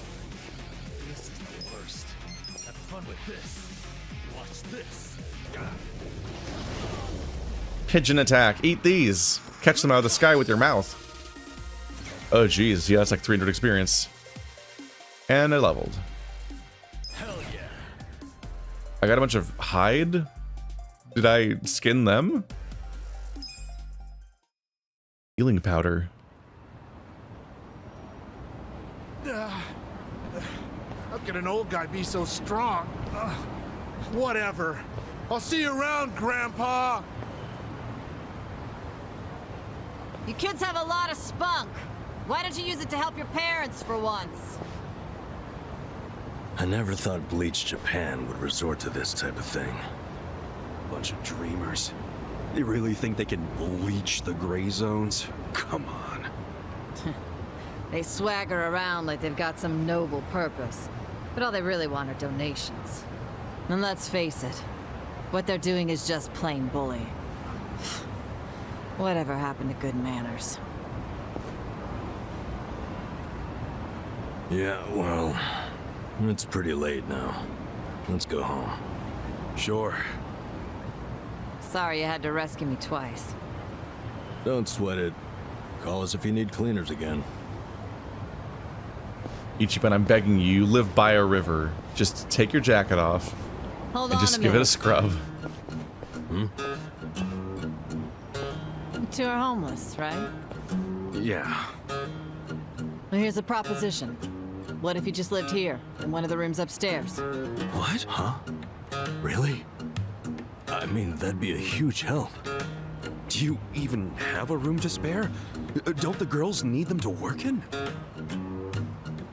Well, I'm not making the offer out of complete selflessness. Am I gonna work here?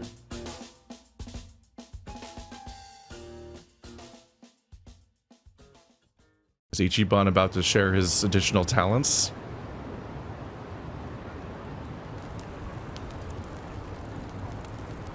If you live here, you get something called a right of residence, which would benefit me.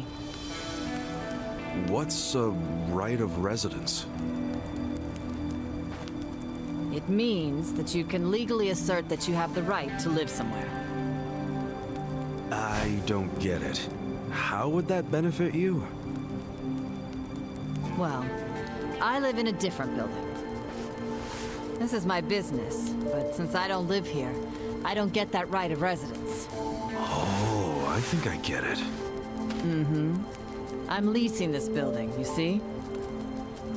And if Bleach Japan really wants to get us evicted, they might pressure the owner of the property. Wouldn't put it past them. But if someone here has right of residence, we can fight back. Once you have that right, the owner can't just evict you for no reason. Oh, so us living in the place would be a line of defense for you.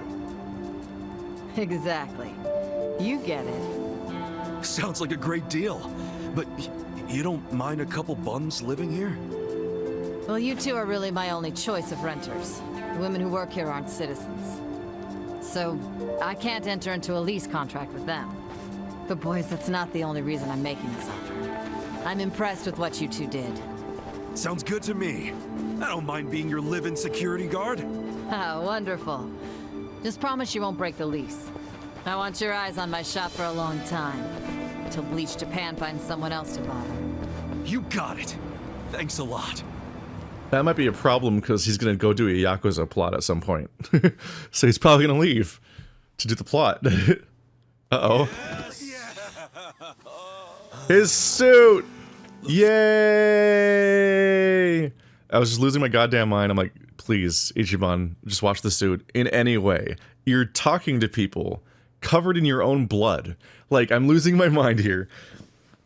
Like, this is the thing that always bothers me when I'm watching movies, is that Hollywood actors will have, like, all this makeup on their face for, like,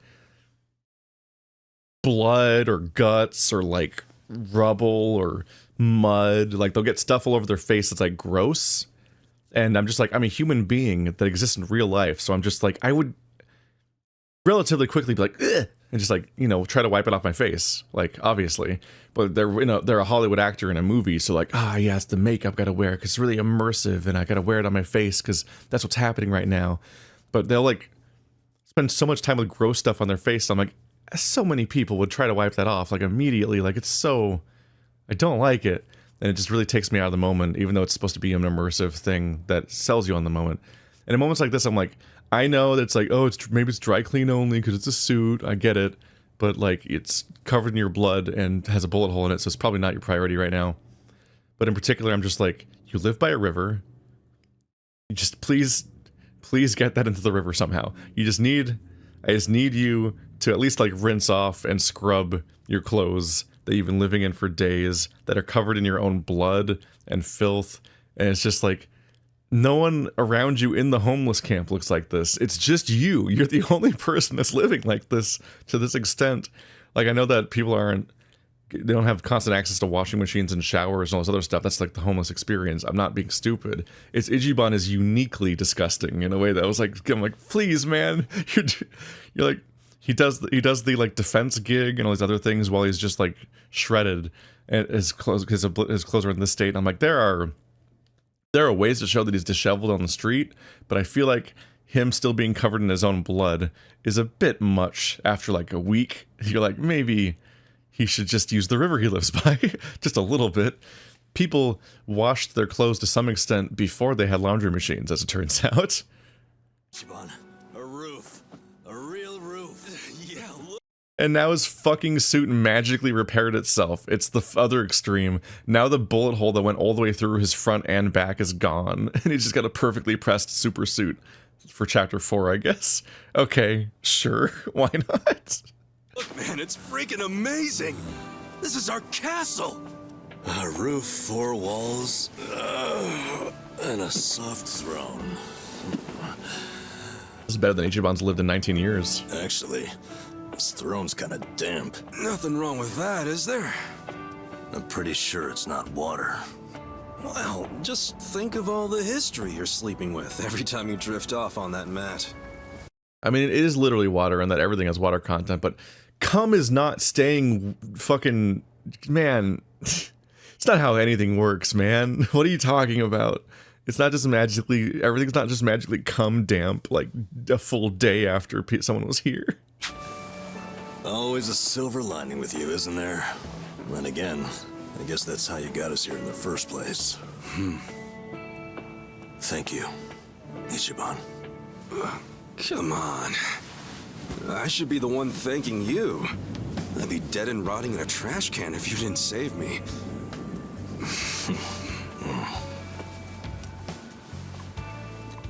Hey, why'd you quit nursing anyway? I don't know. You must have been good if you saved me. Truth is, I was smuggling drugs out of the hospital and selling them. The money was pretty good. Eventually, I expanded to dealing drugs from overseas. But I got too big. And it all came crashing down. I lost my nursing license, if that wasn't obvious enough. Yeah, man. What were you thinking? Kind of a boneheaded move. What? You don't think I regret it? Okay, well, why not start over? The whole nurse thing is probably out, but you can apply your medical skills to something else. Easier said than done. What about you? You got another job in mind?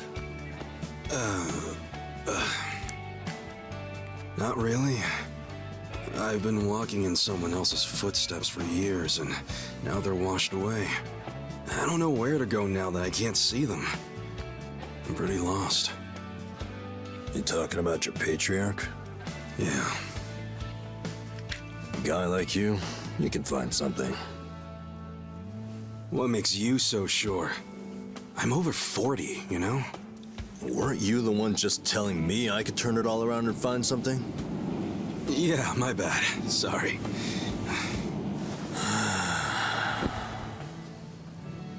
Life is work.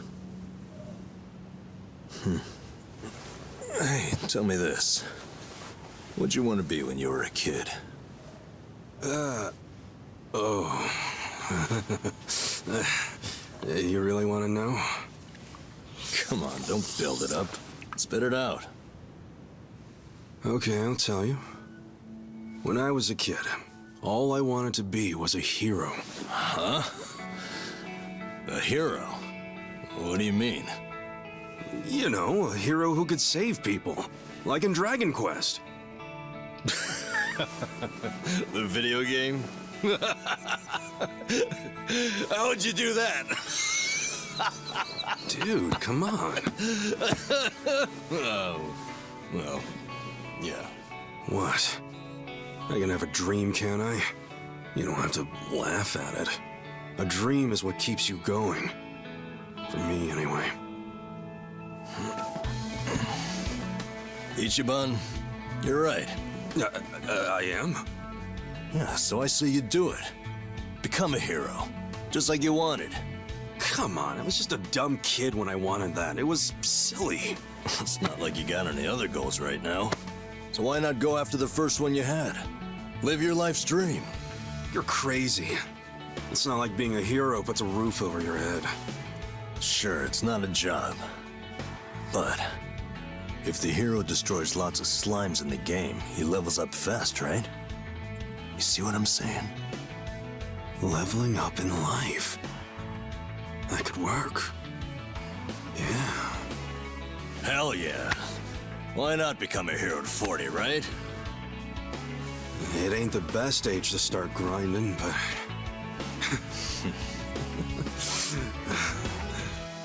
All right then. I'm ready to level up. Let's start a brand new age of heroes. Yeah, I'm with you, Ichiban. Let's have a toast to our new era in our new home. Yeah, to the heroes of tomorrow. Cheers! Help, he's communicating in video game terms. Personal attack. Well, the good news is the Mafia he pissed off doesn't know where he lives now. Well, the previous one. They might take it, they might beat up the other people. Let me go. I swear. I'll tear that fucking bar down. Look, I know I messed up. I don't even want the money anymore. Just give me another chance. How about this? I could kill the two guys who got in the way. I already know how to do it. You'd like that, yeah? You want them dead, don't you? Don't you? 네가 걱정할 필요는 없어. 가게는 전화해뒀다. 나머진 우리가 알아서 처리하지. Wait, I didn't catch that. I should have known not to rely on trash like you. 죽어라. How strong are their fucking crossbows? Jesus, are they guns?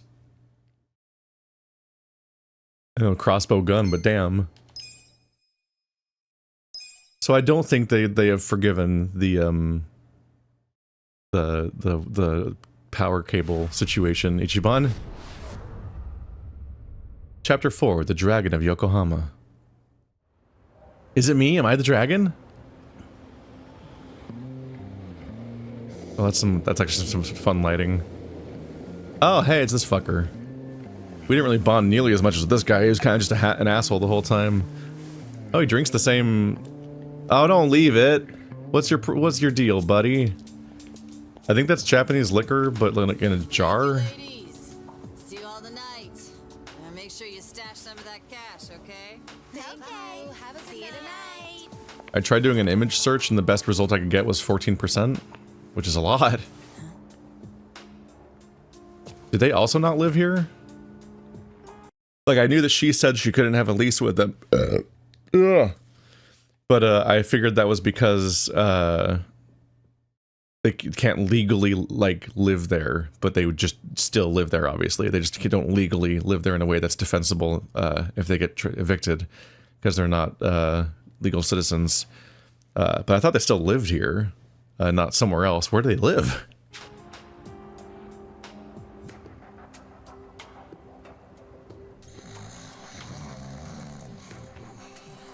This is some intense no homoing. This is too many clothes. Back off! What? Who's there? It's me. It's me! Adachi, son. There were more polite ways to wake somebody up. Like, introduce yourself a little better without putting yourself in swinging range and then assaulting somebody. So, you actually know this guy? Yeah, he used to be a Kanagawa police detective. Detective? Yep. Then I went to work for the driver's license center. How in the world did you find me? I figured you didn't make it out of that building alive. Oh, I was fine. Well, not completely. I lost my job. What? And I was just a few months shy of securing the maximum pension payment. Well, that stinks. Also, does that mean you found this place all on your own? Remember how I gave you that smartphone? Yeah. I wish you would have called before you just showed up. How does it have charge? But your phone was dead. Well, I guess when a guy gets shot and left for dead, charging his phone isn't exactly priority one. But I've been using it the whole time. I can't say I cared much about the phone. Well, sure, I get it. But when it's completely dead, I can't track you. Track me? With GPS? Oh, right. I guess you wouldn't know what that is. We had GPS in the 90s. It just wasn't in phones yet. Dude, what the fuck? Did we, actually? Smartphones have a system that pinpoints the phone's location. That's GPS. You can put apps on a phone to send its coordinates elsewhere. That's what this guy did. You get it? Kind of.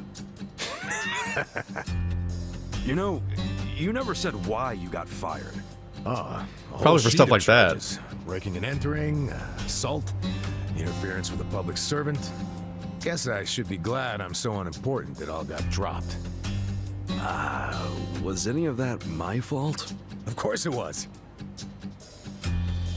How did it happen? Are you aware that Kasuga was shot in Kamurocho? Yeah.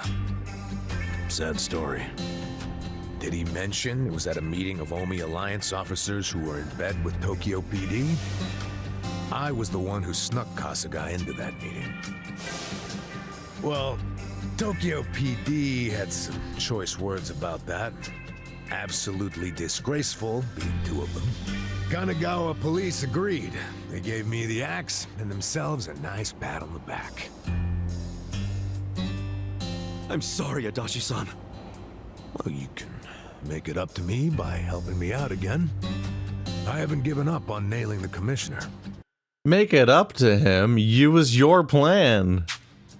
Who's that? He means the police commissioner. Important guy. Why him? He took bribes from the Omi Alliance while they took over Kamurocho. I'm sure he did, but I still need proof.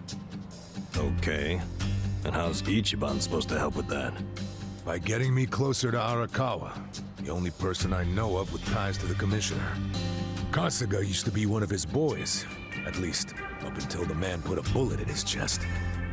Not up until. I still am. What? You need more self-respect. Yeah. Why do you care so much about exposing the commissioner's corruption? Well, it's not out of the goodness of my heart. It's revenge I'm after. Revenge? I know that Achi-san might have a personal reason for going after the police commissioner. That story started 20 years ago.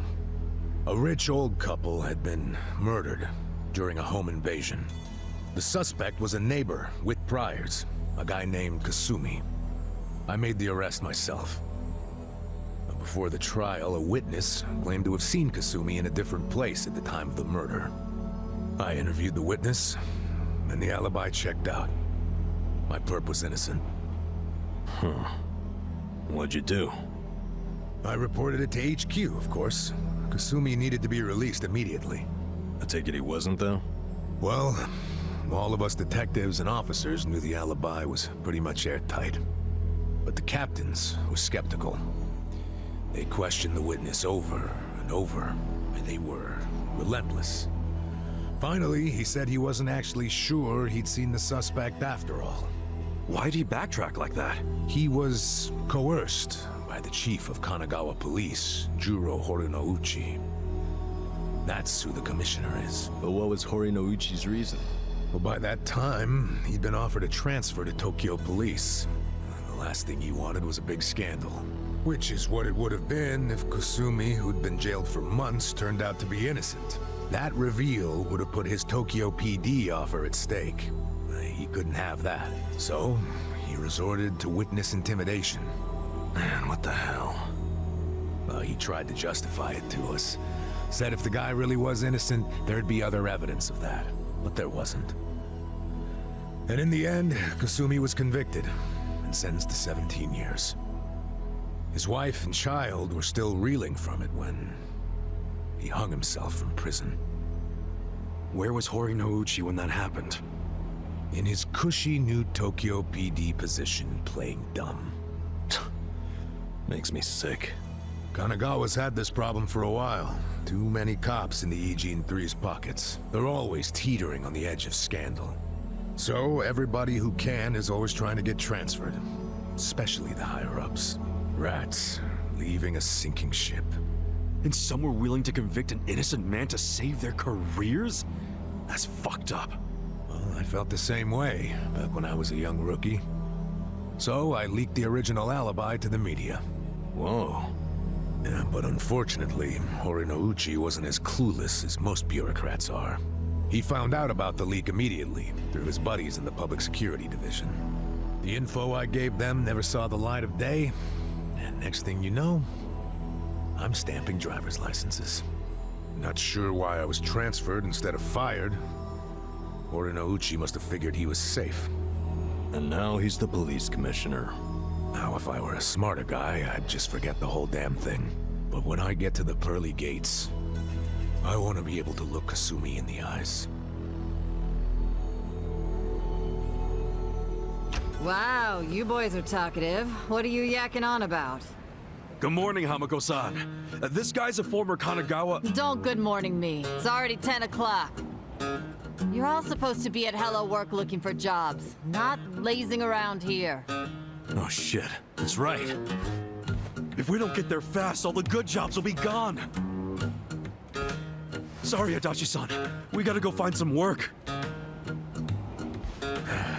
I'll go with you. Huh? Why? I'm as unemployed and broke as you now. Broke? Don't you have savings after working all those years? Nah, I didn't save a yen. I thought I'd have my sweet-ass retirement pension. Never was much of a saver, honestly. Even as a kid, I used to crack open my New Year's money. Yeah, the pension was all I had. And it's gone now. Shit! You spent it all. They let someone so irresponsible issue driver's licenses? Hey, part of it is just bad luck. Like, it's not my fault booze and women are expensive hobbies. Come on, let's get over to Hello Work already. This guy's a mess. He's back in the party. He went from deadbeat to freelancer. Oh, it's me. Look at me go. They didn't announce me becoming a deadbeat, probably because with coupled with that music, it sounded really off tone. Like you get shot by your boss, and it's like, now you're a deadbeat. Like, oh, okay. Adachi's many years of detective have given him a professional grade defense against rage, fear, and sleep. Oh, so he's just really resistant to things. And he's level 10, so now I'm the lowest level character, because they just... Okay, he's got a fun little boost. That's how it goes, huh? Job rank 4, 3, 5. So they don't get job ranks from... They don't get job ranks off camera. You gotta grant that myself, so that's why I have the most still. I got a bit of passion from that one quest, which is more than the kindness that other time, but still, not a lot of opportunities to increase that, but maybe that'll happen now? In particular, because Chapter 4 is supposed to have 12 side quests. Looks like some of them are locked behind story progression, but some of them are in the zone I'm in right here. Yeah, this seems to be revealing that I'm going to be accessing these parts of the map over the course of this chapter then, and opening up this map. But first, the more immediate things. Alright, so... Right across... What's this person talking about? Good morning. Looks like you had a good night's sleep, hee. Lady with good hearing. I don't like these goofy names and what they're implying. You guys did a lot of fucking, didn't you? That's what happened, right?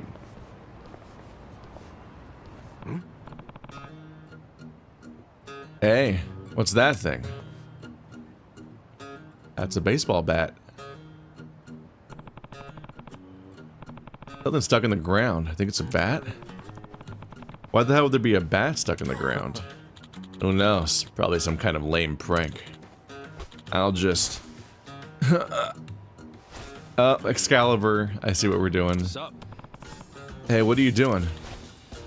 Isn't it obvious? I'm trying to pull this damn bat out. Bet if we pawned it, we get a few hundred yen. No dice? Damn. Yeah, it's really stuck in there.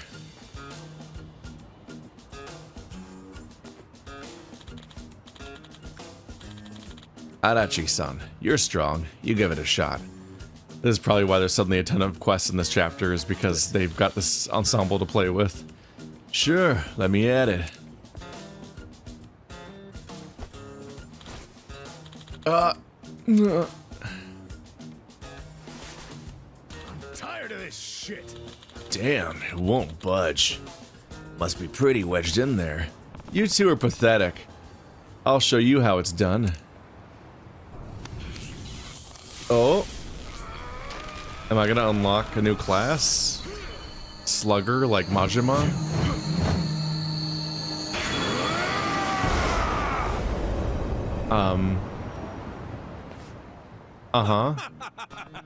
Woohoo! I'm the man!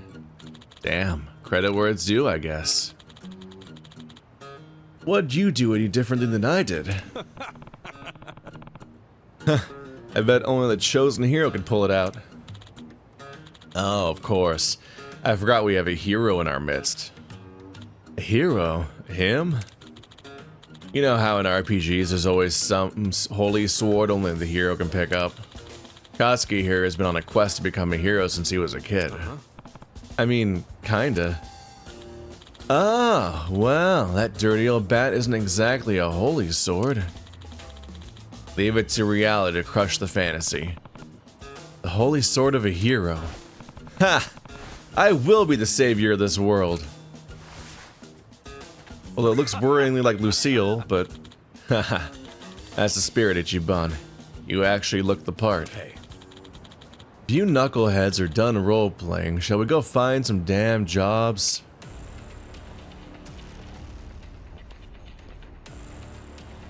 Hi? No. Dad Hunter? Okay. Hey guys, you having a good time? Well, sorry, but we're dad hunters, so make this simple and fork over all your cash. We don't actually have any. 3 middle-aged dudes and no cash? Yeah, right. You'll need to lie better than that, you old bastards. Damn. Truth really hurts when the punks call you out on it. What's up? Hey, Mr. Hero. Feel like using that holy sword to smite some monsters? Huh. Good idea. Come on. That guy wasn't like that a minute ago. Whoa! What just happened?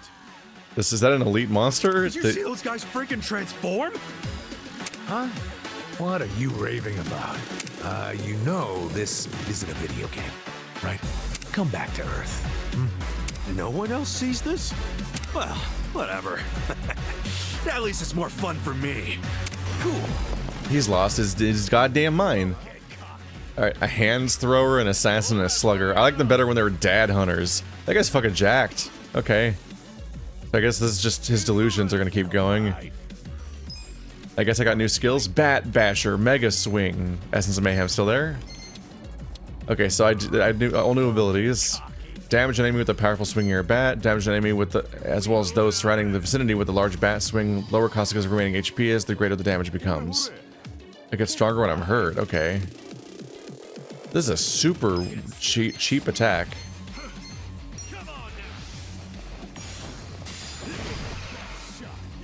He doesn't do well for it. All right.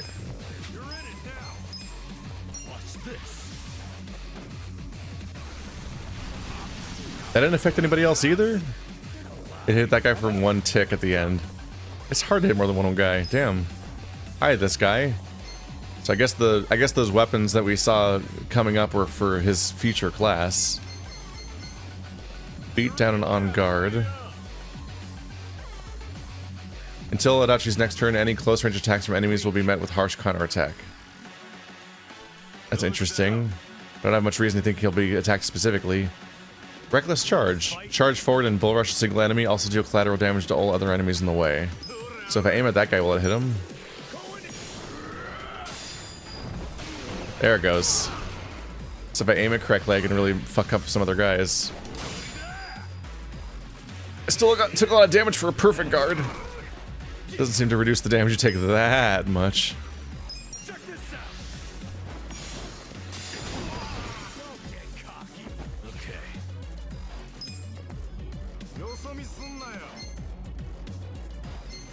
Healing powder. Cobble together medicine to restore an ally's HP. Wonder how much it heals for? What's it look like?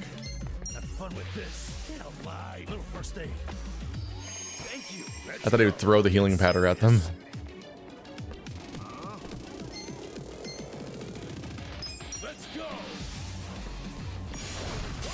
So now I can finally do that attack correctly.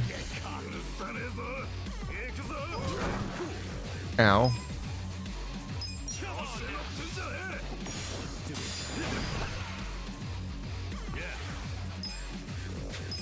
Oh wait, yeah, when he's down. Did it count? There it goes. I haven't thought about those for a while because I'm using so many abilities. Level up and job rank up. Okay. Yeah, that was worth a fair amount. Now we're a level 2 hero. Hello. I wonder if they replaced the, did it replace my class, or can I switch back between like delinquent and hero or whatever?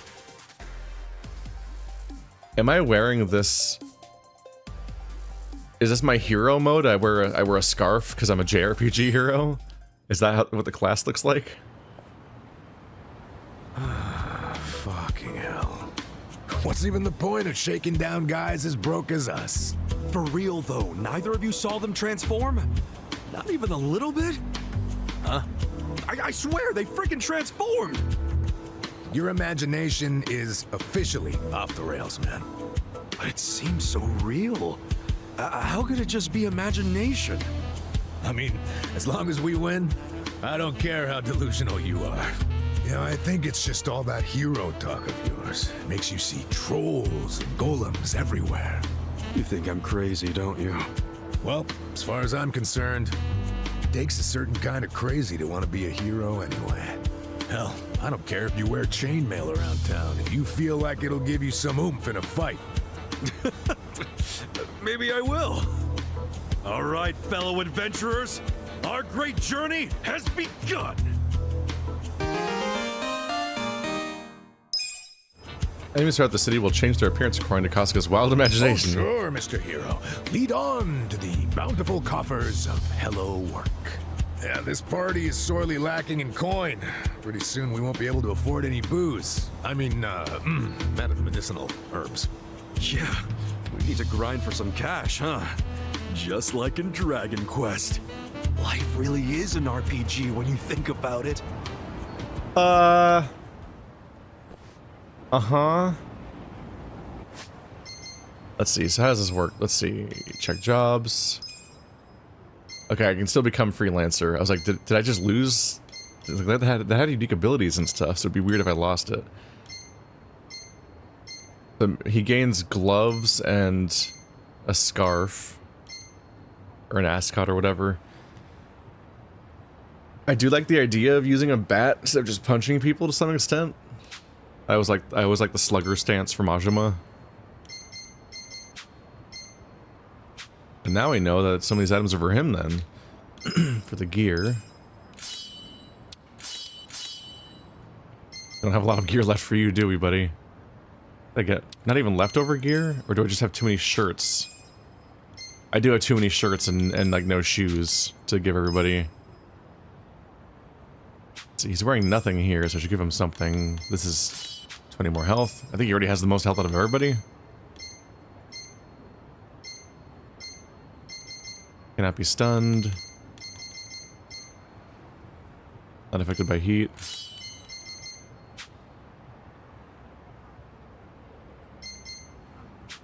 That should work out alright. Let's see.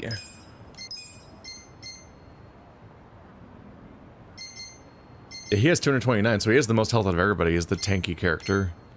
He does have he does have a counterattack stance, but it says all regular attacks will be met with swift consequences or something like that. I don't think it says that it'll go after teammates, or sorry, it'll defend teammates necessarily. So I was hesitant to use it because I thought it would only counter people attacking him, and what if they just choose somebody else? So he maybe needs the ability to aggro in the first place. Let's go heal up at the homeless camp.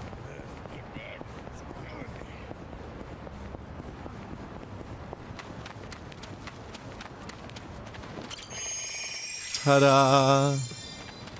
All better.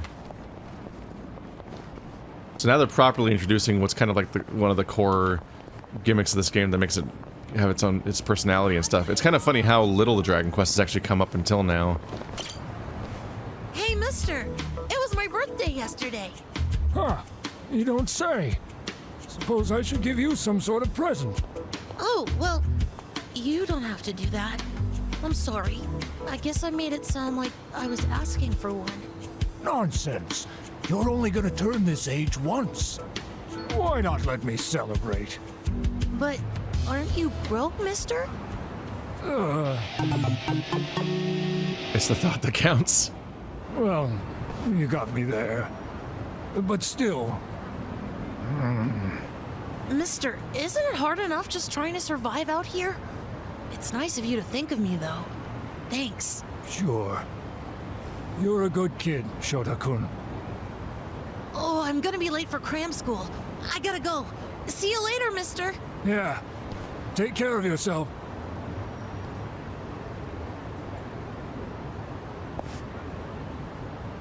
Huh?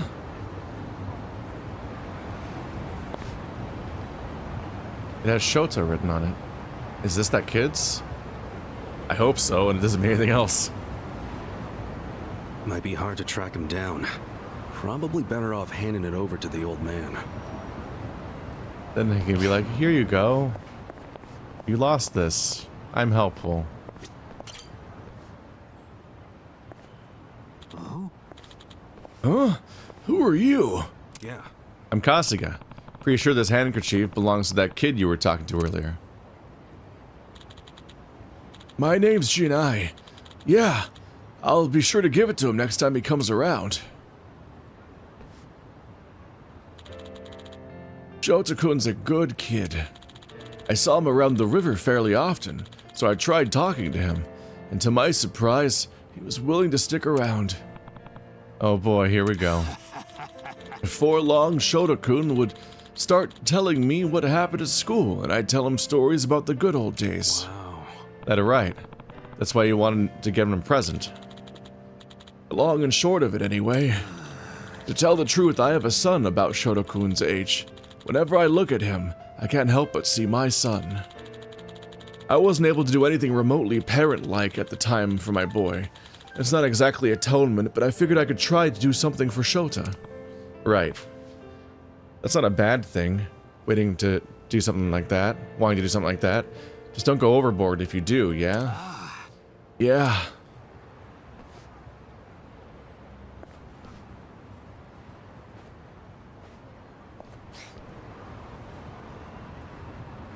Bye. Hope it works out. See you later, though, probably. Let's see. Go down the street towards... Oh, that's actually the same quest, probably. So we're supposed to try to take pictures of all of these kappas. We'll see if that ever pays off in some way. I haven't seen any other ones, but I also haven't had the chance to go much of anywhere in town yet. On one hand, I want to improve my gear, but on the other hand, nobody is actually dangerous yet, so it doesn't feel like rewarding to improve my gear. So I'm kind of ignoring my gear. Damn. A newbie Yakuza or a dead Yakuza? Smack.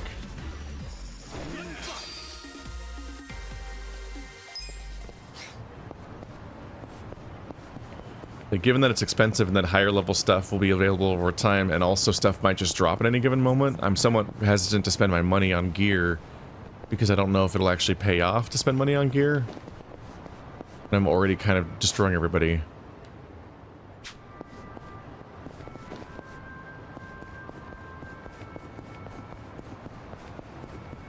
It's a little tempting to explore, just to see if I can find more suitcases. Not suitcases, safes.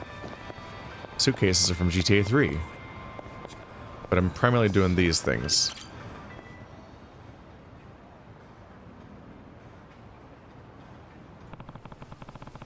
As with previous playthroughs of these games, just to trim them down a bit, I might grind the cans minigame off screen to see if it unlocks any more story moments, and then I also might just get all the collectibles off screen just so I don't spend hours wandering around picking them all up on camera, because that stuff can really blow these things up.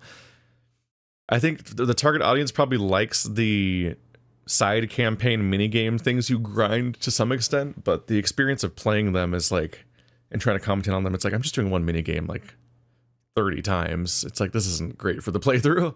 Like the cabaret minigame in Yakuza Kiwami. You grind in Yakuza Kiwami 2, you grind the cabaret club stuff like crazy, and you unlock like 10 quests for all the girls. So those are like worth hanging out and doing for the show, but me playing the same minigame for literally hours, that's less compelling. That's the old guy who's friends with the Shota kid. Wasn't he saying he was gonna get a present for him?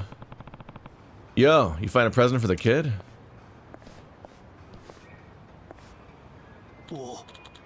Oh, hey there. About that. Any idea what kids these days like? Try as I might, I just couldn't think of anything Shota-kun would like. Figured maybe you'd know more about that. You ever ask him about what he likes and stuff? Well, I do see him reading books a lot. He's kind of reserved on that front. Doesn't exactly tell me those sorts of things. Sure. What to do? Anything come to mind, Kasuga-san? The latest game console? Me? What does that mean? I don't know what that means. He can't afford the latest game console because he's homeless. But maybe handmade goods? Like, yeah. That's like a thing you can get away with. Me? I don't know what that means. I'm tempted to pick it, but I'm also tempted not to ruin this guy's day. What? What if he built the kid a bookshelf? He reads that a lot, so that could be cool, right? You really think a kid of today'd want a bookshelf? No. I think that what's more important is that you put thought into it. Well, you did, but... Well, that's fair. Kindness. And a bookshelf shouldn't be too hard to make. Alright, let's go with that.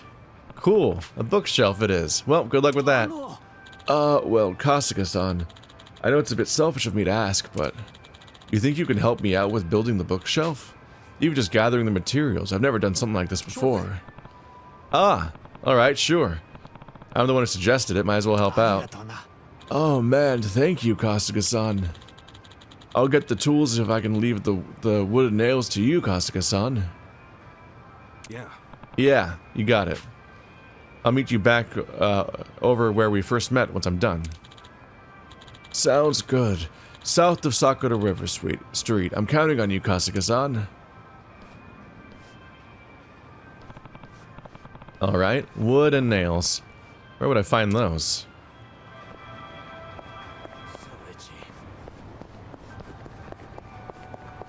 I have wood for crafting weapons. Is it the same category of item, or is that something else? If only I could be reborn as a hot stud. You know what I'd do? I'd waltz into this club right here and get all the ladies.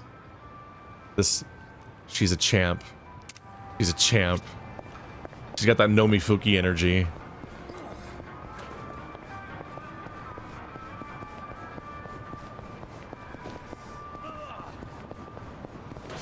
I think Nomifuki has tweeted a few times where it's like, I draw these buff dudes going at it because I want to have a dick so I can also go at the girls. I'm like, that's, There's words for those. There's words for everything you're saying right now.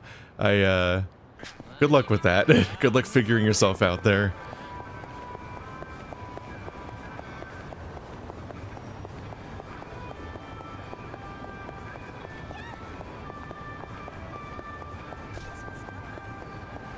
Granted, I don't know who doesn't have things figured out. I just using the language that sounds like it's talking around it makes, and not instead of just calling it what it is, makes me wonder. Oh, there are also suitcases in here. I forgot. Physical booster. In fact, those are really worth getting if they have a tendency to give you stat upgrades. It's always tempting to put all your stat upgrades on your protagonists in games like this because they're the person who, if that person dies, the whole thing ends. But also, you don't know which party members you're going to keep around. But it does also feel like it makes sense to give the magic to the magic guy, because I don't even know if I have a magic button. Saw this was nearby. I slept like a baby. Ooh. Nonsense moving, comforting low hum, kicking back in a cold but comfy seat in complete and total darkness. Place is perfect when you need a nap. Yeah, I'll stop by again next time class is canceled. I don't remember anything about the movie, though. Well, that makes two of us. Vintage film theater. Guess they only show old movies here. Yeah, we're not an inn, you know. Have a little respect, huh? This is a classic, too. Old Cinema Paradiso. Hey, mister, interested in watching a movie? We've got some classic titles in-house.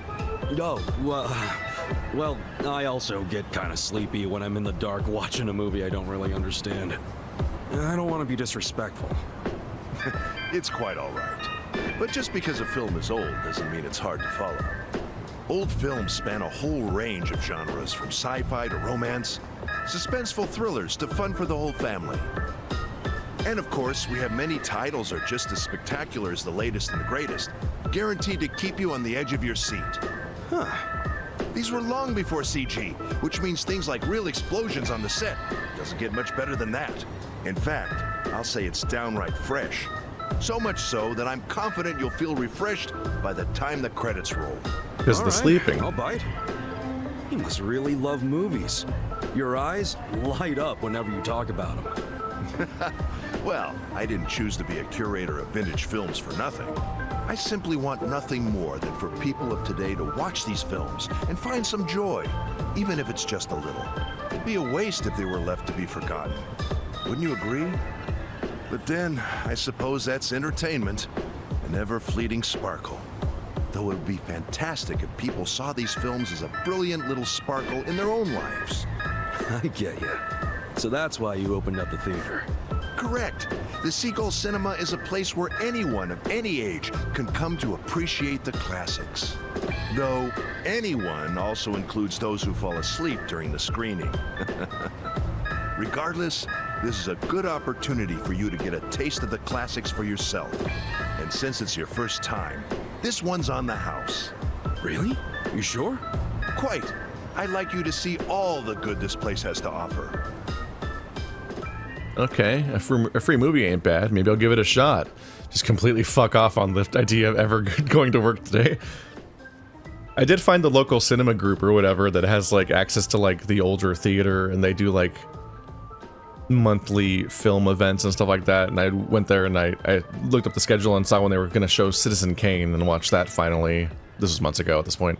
It was neat to do that. I wish I'd actually followed up on that more, but it'd be more fun with like local people and like doing it with somebody else instead of just on my own like I did there. But it was cool getting the chance to see older films and specifically getting to see them in a movie theater where you're separated from the distractions of like having access to phones or other stuff, or even how I have to watch most of my entertainment on my computer these days, and it's just so easy to like tab over and be like, and now I'm scrolling Blue Sky at the same time, or I'm responding to a message. It's like, no! Because then you can just lose the thread and just not fully engage in a way that really makes things impact on you correctly. I feel like I'm falling into my old habits where I would like feel like I need to efficiently consume stuff, so I'd be like playing a game like Nier back when it first came out in the 2000s, and also listening to YouTube videos, which was a new concept back then in the late 2000s, and like multitasking that. And it's like, well, now I'm not really fully immersed in either of these things. There are like times for second screen experiences, like if I just want to grind in Monster Hunter, or I'm doing something intentionally that I know isn't going to be a meaningful experience on one end, and then also multitasking some YouTube videos that I know I don't necessarily want to watch with my full eyes anyway, because there's categories. There's like tiers for these things, and stuff that's like marginally worth my time but not fully, because it's always worth considering what's not worth your time. You shouldn't be doing it all, even with multitasking, because it's worth prioritizing. But you just don't get the full experience. And I particularly, like, I've been watching with Ka and some other people, I've been watching movies every week, and you get in VR to do it. And I kick myself whenever I schedule my day poorly and I have to like specifically eat during the movie, because I need to eat before the evening stream, and it's like, fuck, I have to eat during the movie. That means I can't be in VR, and not being in VR means I'm in desktop mode, and being in desktop mode means I'm more prone to multitasking during the movie instead of just getting fully sucked in, because watching movies in VR kind of recreates a little bit of the theater experience. So it was a cool way to watch Citizen Kane. I'd like to watch more movies like that and get a chance to like revisit classics in a way that's more entertaining in that way, and not having to deal with like trying to watch it in somebody's living room with their poorly set up sound system and glare on the screen from the outside sun and all the obstacles that come to try to recreate that in living rooms that people try to do. Although Citizen Kane, Oh my goodness. It is so boring at the beginning. It takes a bit to get going. Like, once it's going, like, this is pretty good dialogue and, like, really good, like, interactions and so on, but it just narrates the setup to you for so long at the beginning that I genuinely was falling asleep because I just wanted to see some drama. I wanted to see some characters interacting, and the narration, the history lesson that it gives, not about actual history, but about its setting and its characters. That was tough to sit through. Let's watch a movie. I'm already here, so I might as well. Excellent. Right this way, please. It was funny seeing them. Like, I was so bored. Don't remember anything about the movie. Good way to take a nap, right? And the only thing I could see in the frame when they were saying that was this film of a giant shark. I'm like, yeah, that was real cerebral and hard to follow. A real boring film. Fucking Jaws 12. Today's showing is a monumental piece. Robo-Cook. Half culinary drama, half gunslinging action masterpiece. I can watch this over and over again and never get tired of it. Wait, you're gonna watch too? Of course. As a curator, I'm allowed to watch any film I want at any time I please. All right. Thinking this guy built this place just so he can sit around watching his favorite movies all day. Still, I guess that's pretty cool. Well, it's about to start. No sleeping during the screening now. We must show our utmost respect for those who brought these splendid works to life. I dare say that even blinking would be a waste of precious screening time. Okay, you need to chill a little bit. Oh shit. This place is weirdly comfy. Damn, now I'm sleepy as hell. That guy was nice enough to let me in here. Don't fall asleep. Why are you saying this all out loud right next to him?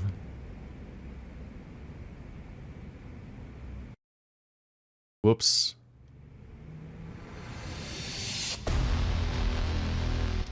Is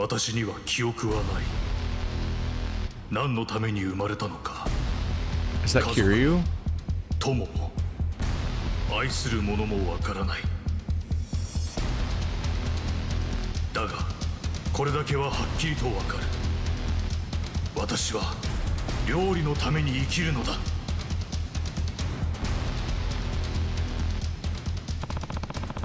A badass cyborg who loves to cook. Alright, I'll bite. Hopefully I can stay awake.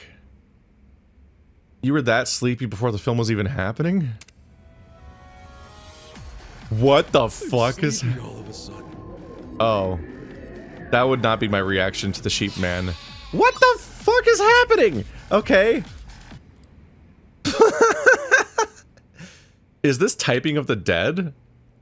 Test your reflexes by quickly pressing the displayed inputs to stop all those pesky REM rams from putting Kasuga to sleep. Even if Kasuga doesn't fall asleep by the end of the movie, which will surely make him a better man. Jesus Christ. Rapid? What makes him rapid?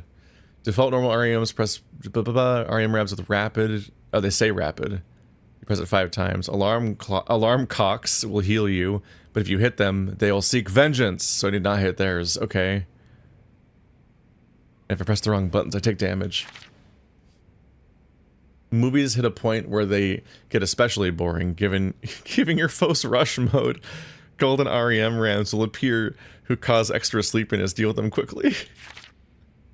Movies get extra boring. Jesus, man. Maybe you just should not watch movies. That seems like a problem. Oh, time for the movie to get extra. This is the most zoomer-coded fucking minigame ever. It's like, this isn't vertical. Oh god, stop. Time until the movie ends, blah blah blah. I'm sure it's fine. It's the typing of the dead. Up, down, left, right. Face buttons or D-pad, okay. Are the prompts not on them? Maybe they don't have prompts? Oh, they have prompts.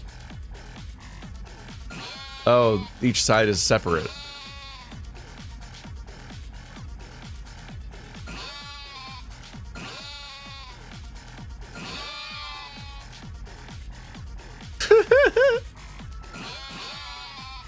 I'm the Hypno Ram.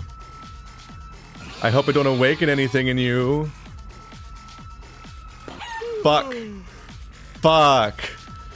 They got me. They build it up long enough that you just start pressing the buttons.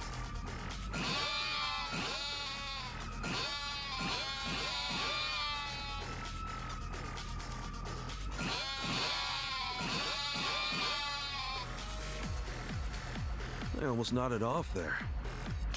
No, we're doing great. Shut up. Oh, he's crying. Sad Ram.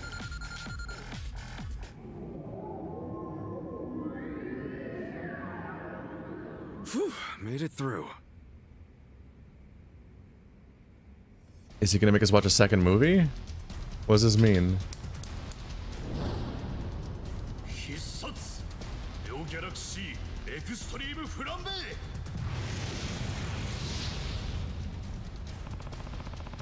I know this is supposed to be an exciting scene, but him using that same technique over and over is gonna put me to sleep. Shit, movies make me so sleepy. Oh my fucking god. Okay. Let's do this.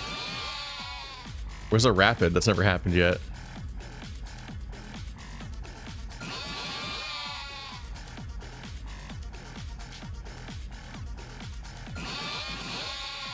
You can roll them.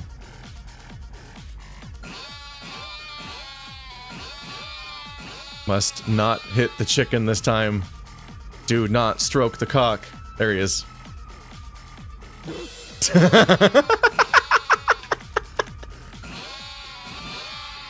Jesus Christ, this minigame.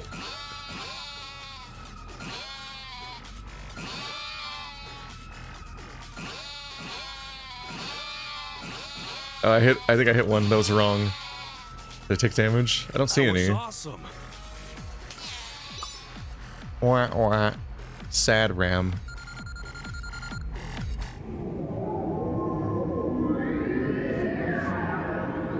Oh, it's just getting good. この味温かい母さんの味思い出したぞこの隠し味は塩だ母さんの秘伝のレシピしかと受け継いだこれからも俺は料理に生きる He gets stronger by remembering his family. That's actually kind of touching. Do I increase my empathy or something? My nice passion, something? That was awesome. Passion! Plus 15. Hey! Level 2 passion. Time to grind this minigame, apparently. Uh-oh. I hit every single REM ram. There was not a single rapid one, which makes it a bad tutorial. I hit one of the 2 alarm cocks. Whoops. Whew. At least I was able to stay awake. That was pretty good, though. Guess it doesn't matter how old it is. A good movie's a good movie. I probably would have gone my whole life without watching one of these if it wasn't for this place. This guy really wants everyone to enjoy the classics, huh? There's still a lot I haven't seen, so I should come take a breather when I have time. Thanks for today, Mr. Curate. If he was awake, I was gonna be like, why are you saying all this out loud? I'm right here. Oh, sure. Respect the classics. Waka waka. Alright, so this is an important minigame to grind because it increases the stats that affect your character. Good thing it's a funny little rhythm gamey type thing, which is the kind of stuff that I like when this stuff comes up, and it's got an insane presentation. How many movies are there, though? I assume you have to do each one separately? Watch with someone or watch alone? Should I invite Nanba? And they cost 1,000 each. Rank F. Sultry Adultery, The Key to Love. Shark Vacation. The Lord of the Wedding Rings, Matrimony of the Ring. Oh my goodness. Office Alone. A heartwarming comedy about an overworked employee and a cunning corporate spy. Hilarity and hijinks ensue with this classic cat and mouse game. Do I just do them in order and then unlocks the next one? Or do I unlock a new one each chapter of the story, maybe? I'll try doing the next one available and see what the system here is. Because we want stat upgrades, obviously. みんなはクリスマスに社員旅行で温泉なのに僕だけノルマ未達だから仕事だなんてなんだこの音こんな時間に会社に人なんてまさか産業スパイ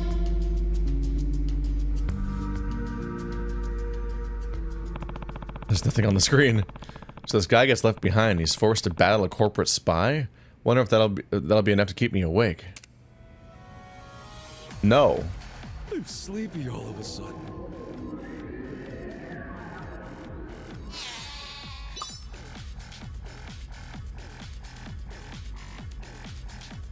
Tension.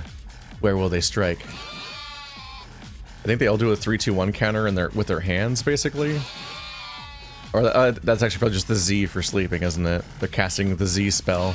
I don't actually know how long it takes for them to get you. I've never failed.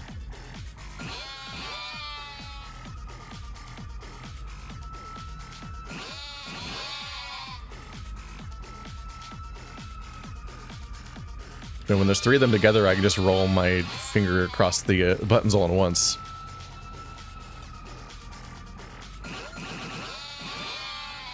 Our first rapid.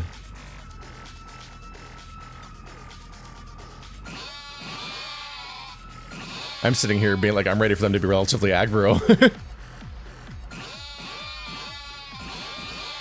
I used to play too many of them games. I started with DDR. Although, as I got through the end of high school and the beginning of college, I got out of shape, and I'm like, I cannot handle this game. It harms me now that I'm a fully grown adult. When I was a middle schooler, that game was easy. I tried playing it like last month, and my brain can still keep up with it, but my body can't.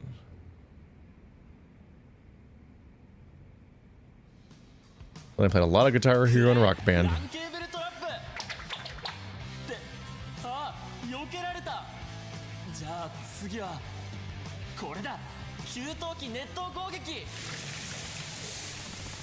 He's fighting the dude with stuff from around the office. Almost feels like a cartoon. You do that, Kasuga. So sleepy. That's what you do.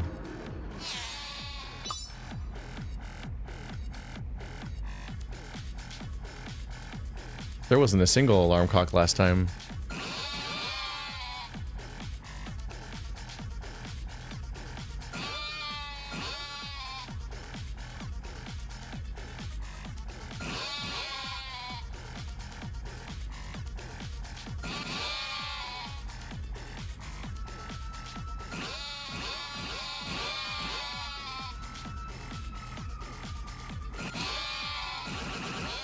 Yeah, I struggled with him being like, that was a good-ass movie. Thank God I stayed awake for it. It was really hard to stay awake for, though. I'm like, if it was a good movie, you wouldn't be struggling. Oh, God.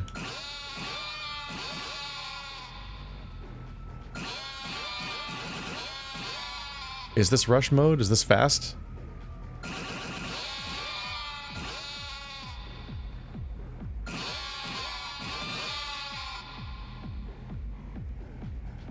That was awesome. Was that even faster?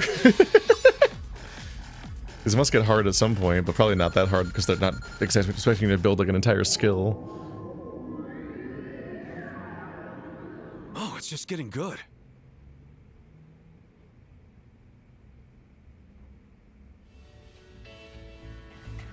This music. やった。産業スパイを捕まえたぞ。僕だってやればできるんだ。早くこの話をみんなにしてやりたいな。あ、社長、僕やりましたよ。産業スパイから会社を。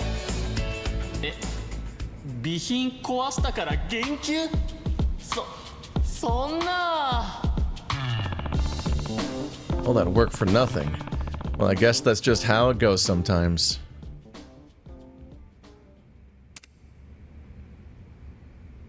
Womp womp.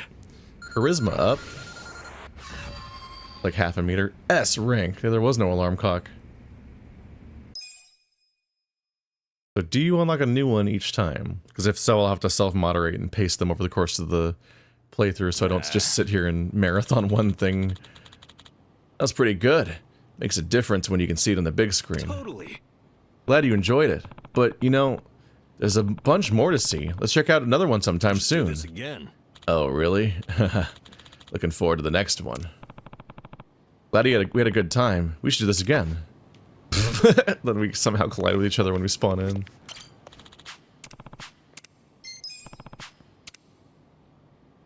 Okay, it does unlock a new one each time. I do need to be able to afford them. It's a little more expensive. There's 1, 2... The last one has the sheep in it. Gasp. 1, 2, 3, 4, 5, 6, 7, 8. There's 8 more. I don't want to sit here and marathon them non-stop and make the video unwatchable. Although I guess the question is whether or not the few seconds of joke is worth even including at all, or if I should just obliterate this entire campaign elsewhere. And be like, yeah, I did them. That's just a whole wave of enemies in my way. If I go to the bar district, it looks like I can find what I need for some lumber. Where does taxi take you around here? That's actually a lot of money. And you can't go anywhere. Never mind. I do not have money yet.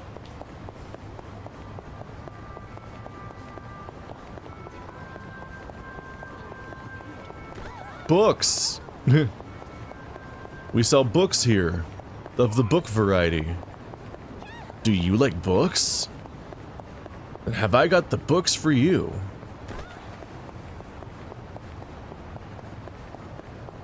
It appears that my parade of party members are just running people down even if I dodge them. It can't be trusted. Was I supposed to keep searching for money under cash registers? I've never seen that icon show up again since then. Since the OG. I think there's an alley over here I can walk up and dodge some of these enemies.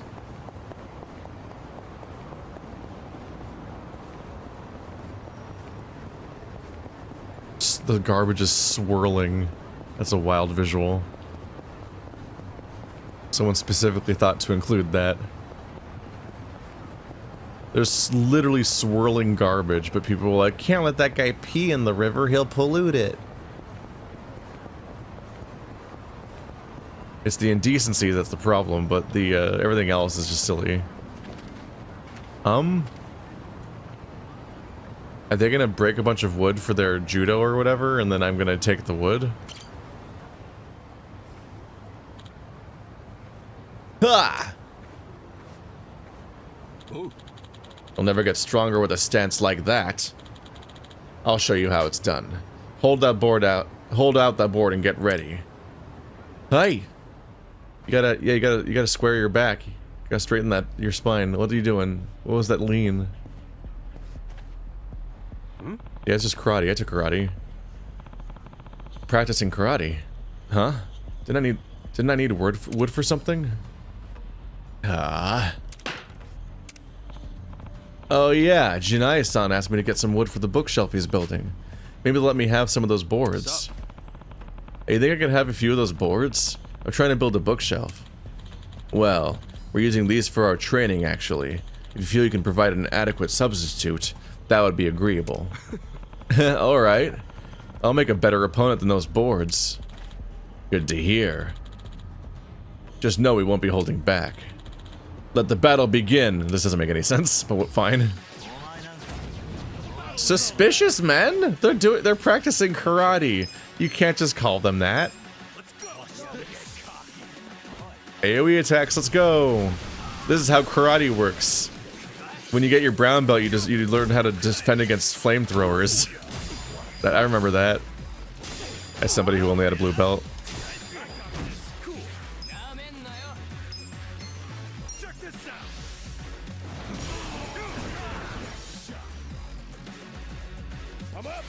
They're all the way over here.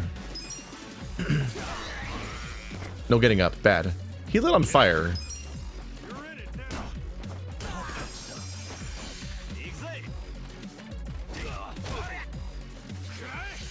Oh, I didn't see this guy. His eyes are glowing.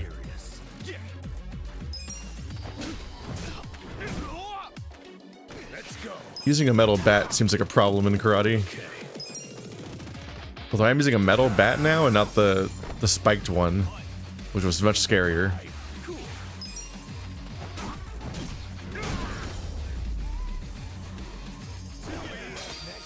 I guess they were always spiked.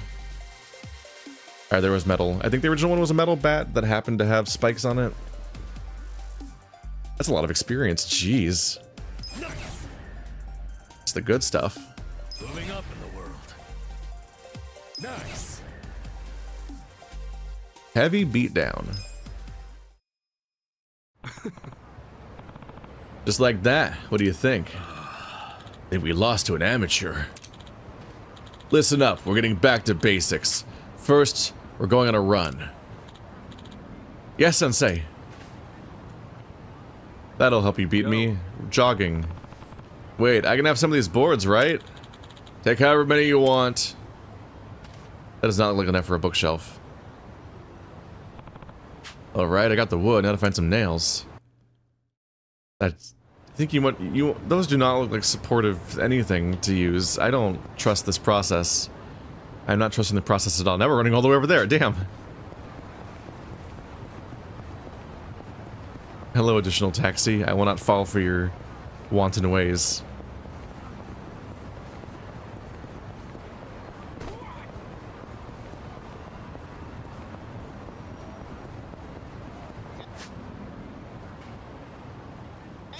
We need to head south. Are they gonna magically aggro on me? Not this time. And everyone leveled, so no one needs to stop at the homeless encampment this time. Which is apparently a hospital by my standards. No.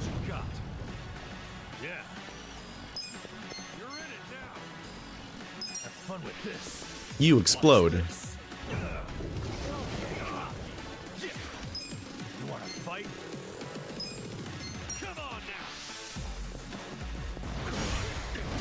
Ah, damn it.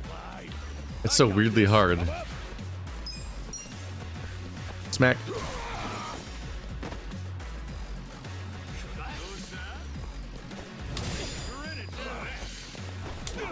Did I take 55 damage on a perfect block? Damn. What does it reduce the damage by? 3?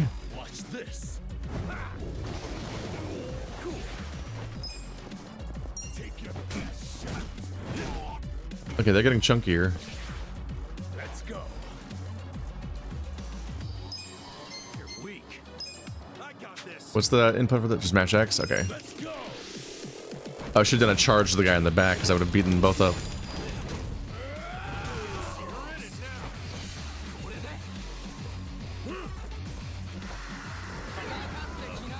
He's trying to aggro me? Dude, you're wasting your turn. You have seconds to live. Oh, he's on fire. I mean, he's bleeding. I don't know why I randomly said something stupid.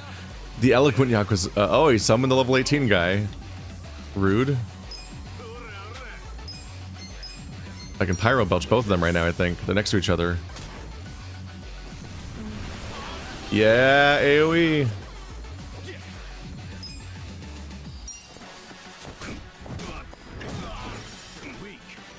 Eloquenti's nuts.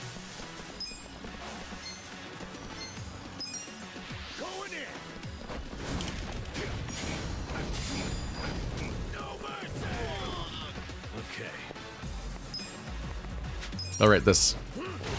Take advantage.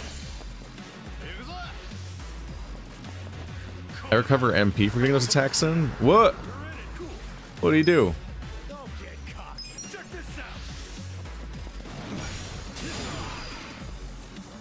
Knock him into traffic. He'll do great. Hey, how does traffic interact with this? I don't know.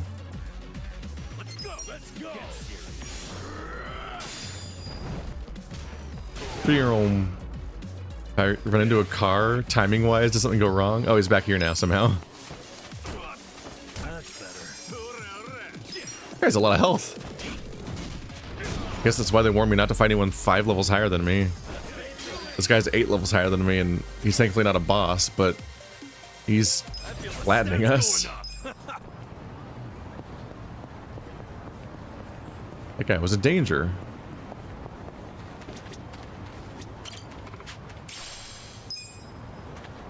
They only give me one bowl of soup, but there are 3 of us.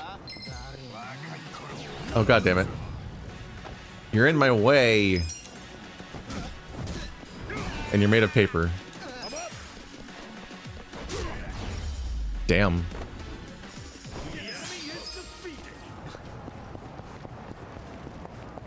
The fact that there's another encounter 5 feet later. Jesus Christ, man. They really made these encounters dense. I feel like there was a safe in here. Maybe not.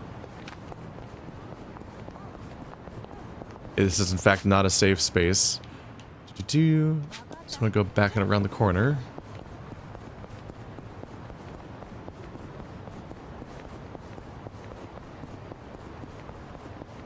Judging by the fact that it looks like there's quests listed all the way off in zones I can't even go to yet, it seems like they're going to be pretty easy to track down. So probably don't have to worry about checking if I'm missing any. Because they're even... I thought they were going to only show up inside of the Fog of War you've cleared so far, but they're clearly showing up in zones I literally can't even reach yet, so... no worry about that. I need some nails, so you guys need to screw off. We're immediately introducing another guy with a spiked bat, so we can get nails of that one, even though I already had it. Well, no. I had a barbed wire bat like Lucille, right? What are you doing? What do you want from me? Come on, man. We just need some teeny tiny bit of money for our allowance.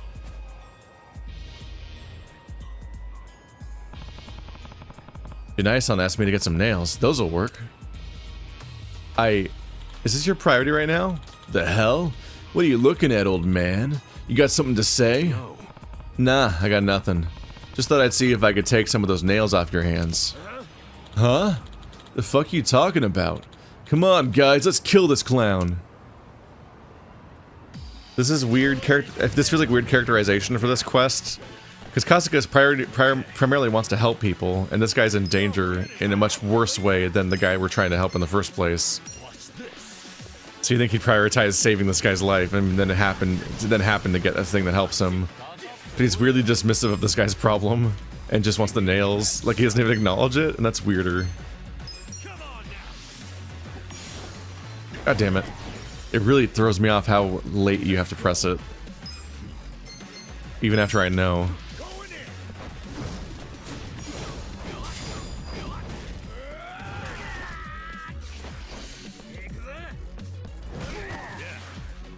Ow. I guess you really just gotta pay attention to the obvious main character that each quest has, and just recognize that that guy's a super villain, and everybody else is like hilariously easy to kill. Fearless Command. Boosts all allies' attack by exuding a heroic aura. The skill becomes more effective as Kasuga's passion increases. Oh, I have a buff.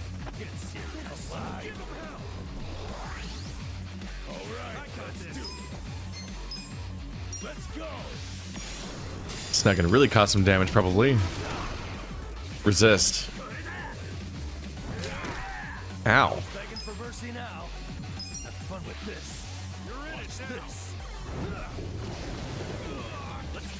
Okay, he just tends to resist, I guess.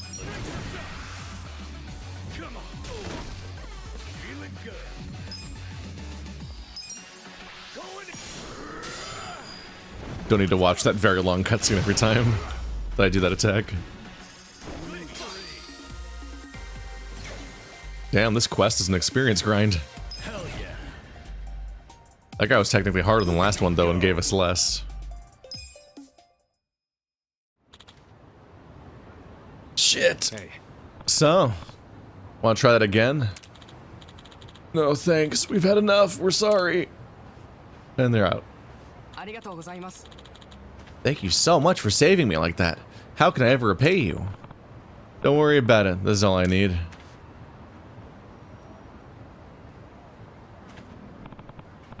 Alright. Alright, got the nails.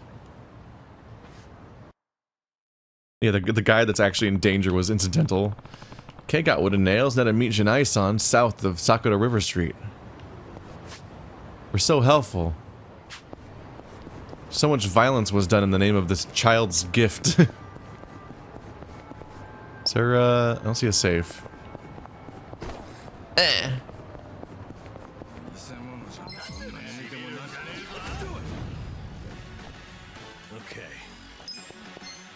You're in it now. Have fun with this. I don't think this is gonna hit. No, he ran past him. Oh well. Wow, didn't finish him. Maybe the fire will?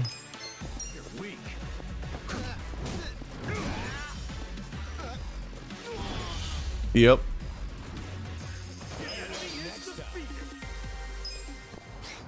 I'm like, they're not very strong. So this should work pretty well.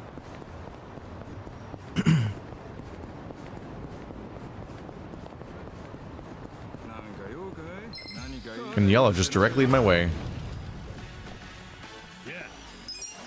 Yeah, in terms of my earlier discussion about JRPG battle, I am kind of just right back into just mashing the attack button with these guys. That's kind of disappointing.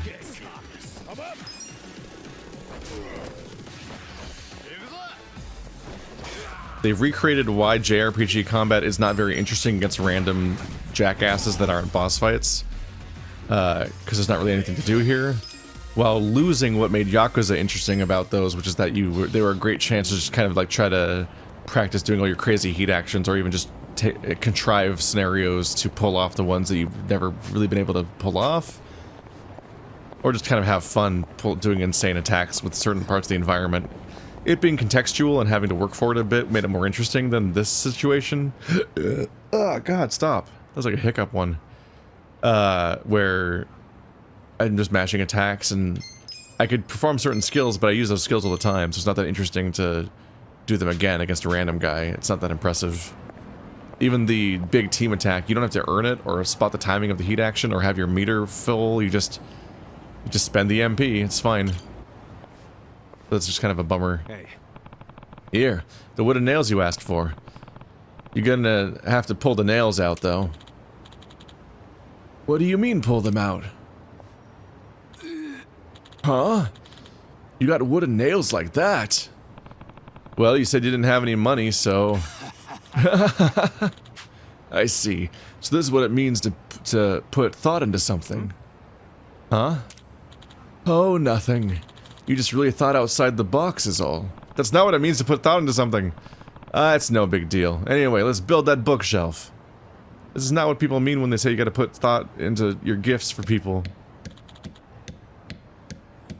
Hold on. Hey, don't put so much force into it. Oh, the board's split. No sweat, there's plenty of them.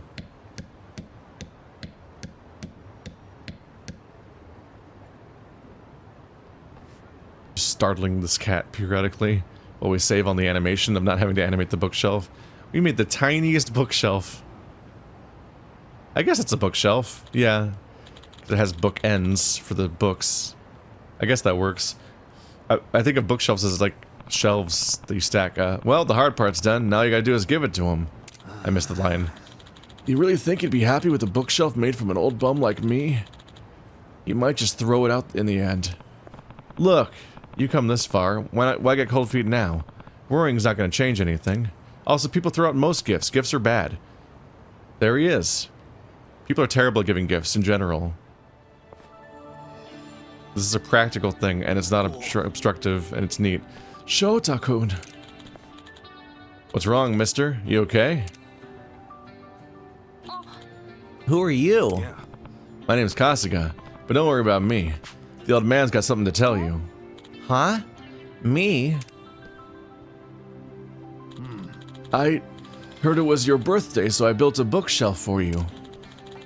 You told me you like books, remember? I hope you like it.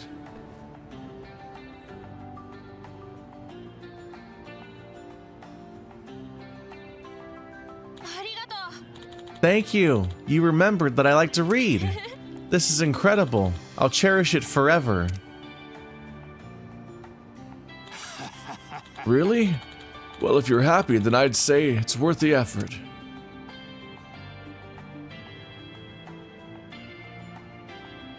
It looks so big next to him. Kasuga-san, thank you for helping me out. I just wish I had a way to pay you back. You don't have to do that. In fact, I'm in a pretty good mood, so why don't we go get some grub? Huh? But you sure about that? Yeah, of course. Let's see, how's Izazaki Road sound? Sounds good to me. I'll go get ready.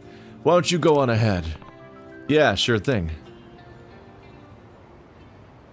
Why is somebody scheming in the corner like it's Final Fantasy XIV? What? What? How is that part of the quest? Are they setting up, what's his name? The completionism asshole? I don't remember his name, but Amon. You always fight Amon when you do a completionism. If you finish every sub-story, one of the Amon brothers attacks you, of which there is now a comical number of them because they keep making Yakuza games. So maybe they're setting him up as a schemer in the distance throughout the side quest, like he's noticing you do this stuff, and that like builds up why he like confronts you, as opposed to just showing up out of nowhere. Ooh, a sparkle. Cheap plastic. Wow, I'm honored. Can I jump over this? No. I can walk into it in a very funny way. So that's cool. Oh, search the garbage. Huh? No! Huh? Hey, wait. This is the bookshelf I gave Shota-kun. Sorry to keep you waiting, Kasuga-san. That's... No, it's thrown away exactly where we chose to get food. What could it mean? It's gonna be a misunderstanding. It's gonna be like, oh, they're actually good friends and he loves the shelf, but his parents were mean and made him throw it out. They threw out because they heard it was from the bum and they're classist and they're dickheads. That's probably where this usually goes, because otherwise it's just like a cruel child. That's usually not the misunderstanding they're going for. Oh.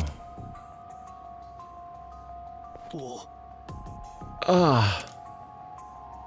Was that the child's dad? This is the bookshelf we made. Well, I had a feeling this might happen. I'm just an old bum after all. Yo, enough of that, alright? It's not like you gave him a crap gift. The bookshelf's not the problem here. Us homeless folk aren't exactly accepted by the rest of society.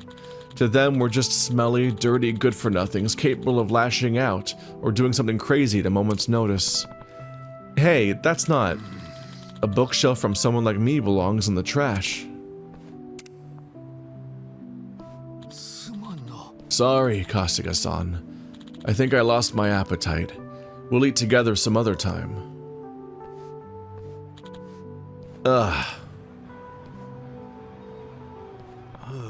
Shinai-san seemed pretty down. I should probably go check on him. Somewhere. Back over there! Run back down the street! This is a pretty involved one. I bet we'll find out the misunderstanding. So we're going back to the street, and that's like where the child keeps running into him. Going to and from cram school.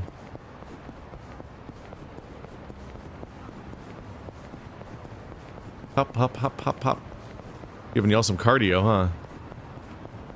He runs with his back pointed backwards. He's a very different posture.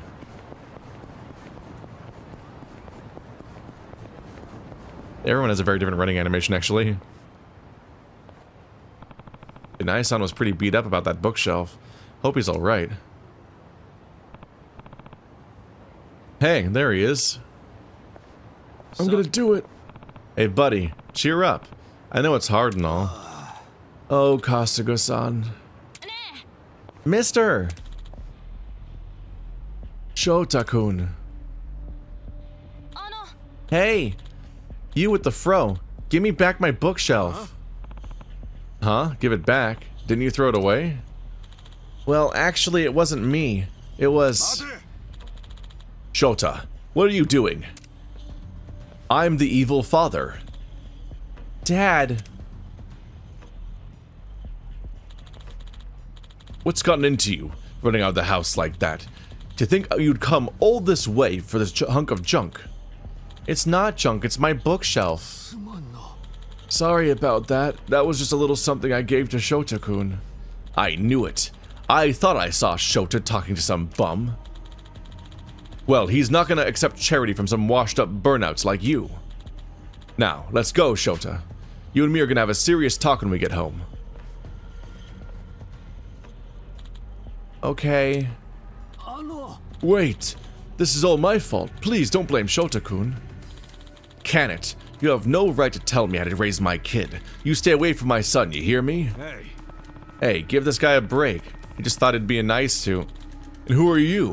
One of his bum's grimy little friends? I swear you're like cockroaches. Just hear me out. We just wanted to make Shota happy. As if I'd believe you. You're probably just roping my son into your latest scam. It's not like that at all. Don't bother trying to explain. I didn't want to resort to violence, but this is to protect Shota. I'll make sure you and your friends never come near my son again. Great. Really past talking already? Have it your way then. I don't know if you want to beat up the son's dad in front of him. 3-on-1.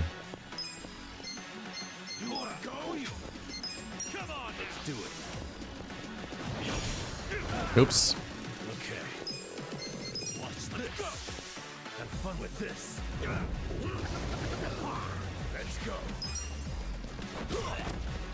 Oh, he survived.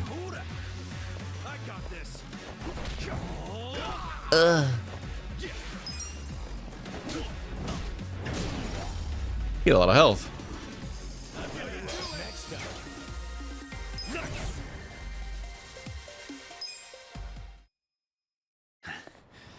I raised my maximum HP with the power of justice. What's this all about, huh? I just want to protect Shota.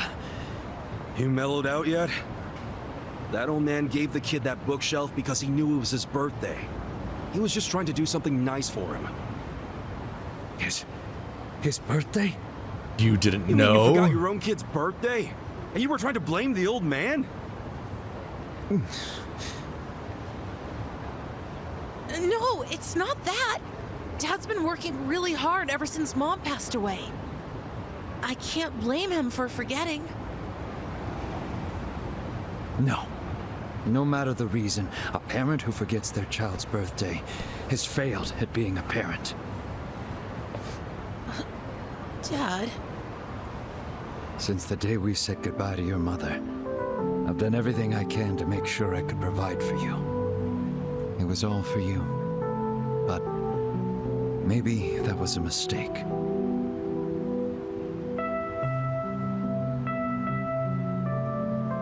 You know, I get the feeling we're pretty similar, you and I. Huh? I also had a family before I ended up out on the street. Had a son just like Shota-kun, as a matter of fact. I grew up in a poor household as a kid. So I worked from morning till night to make sure my kids wouldn't have to go through the same thing.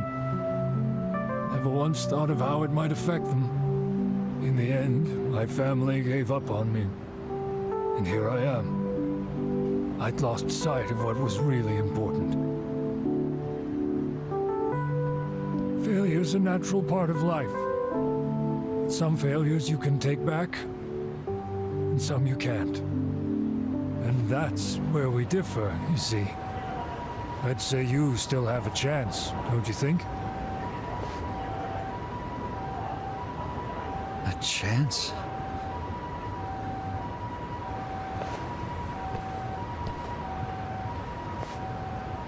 Huh?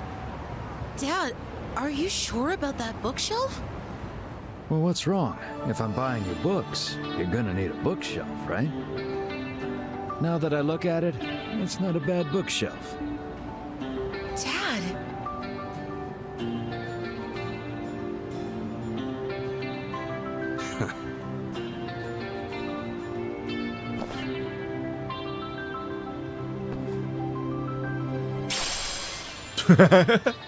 It's a funny interruption.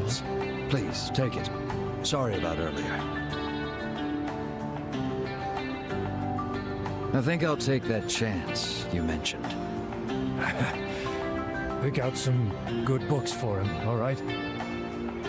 Of course.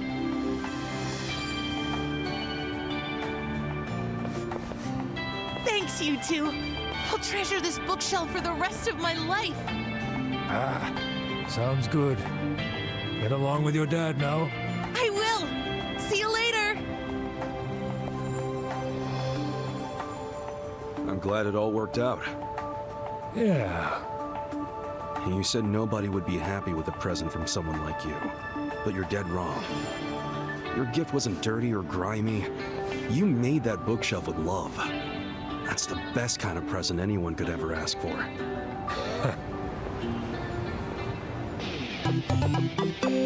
Yay! He has Kiryu's superpower of punching people into being better people overnight. Yakuza protagonist energy of just like, well, for some reason encountering me made this guy want to fight me to the death, and then I punched him really hard, and now he's nice, I guess. So that's cool that I can do that. Anyway.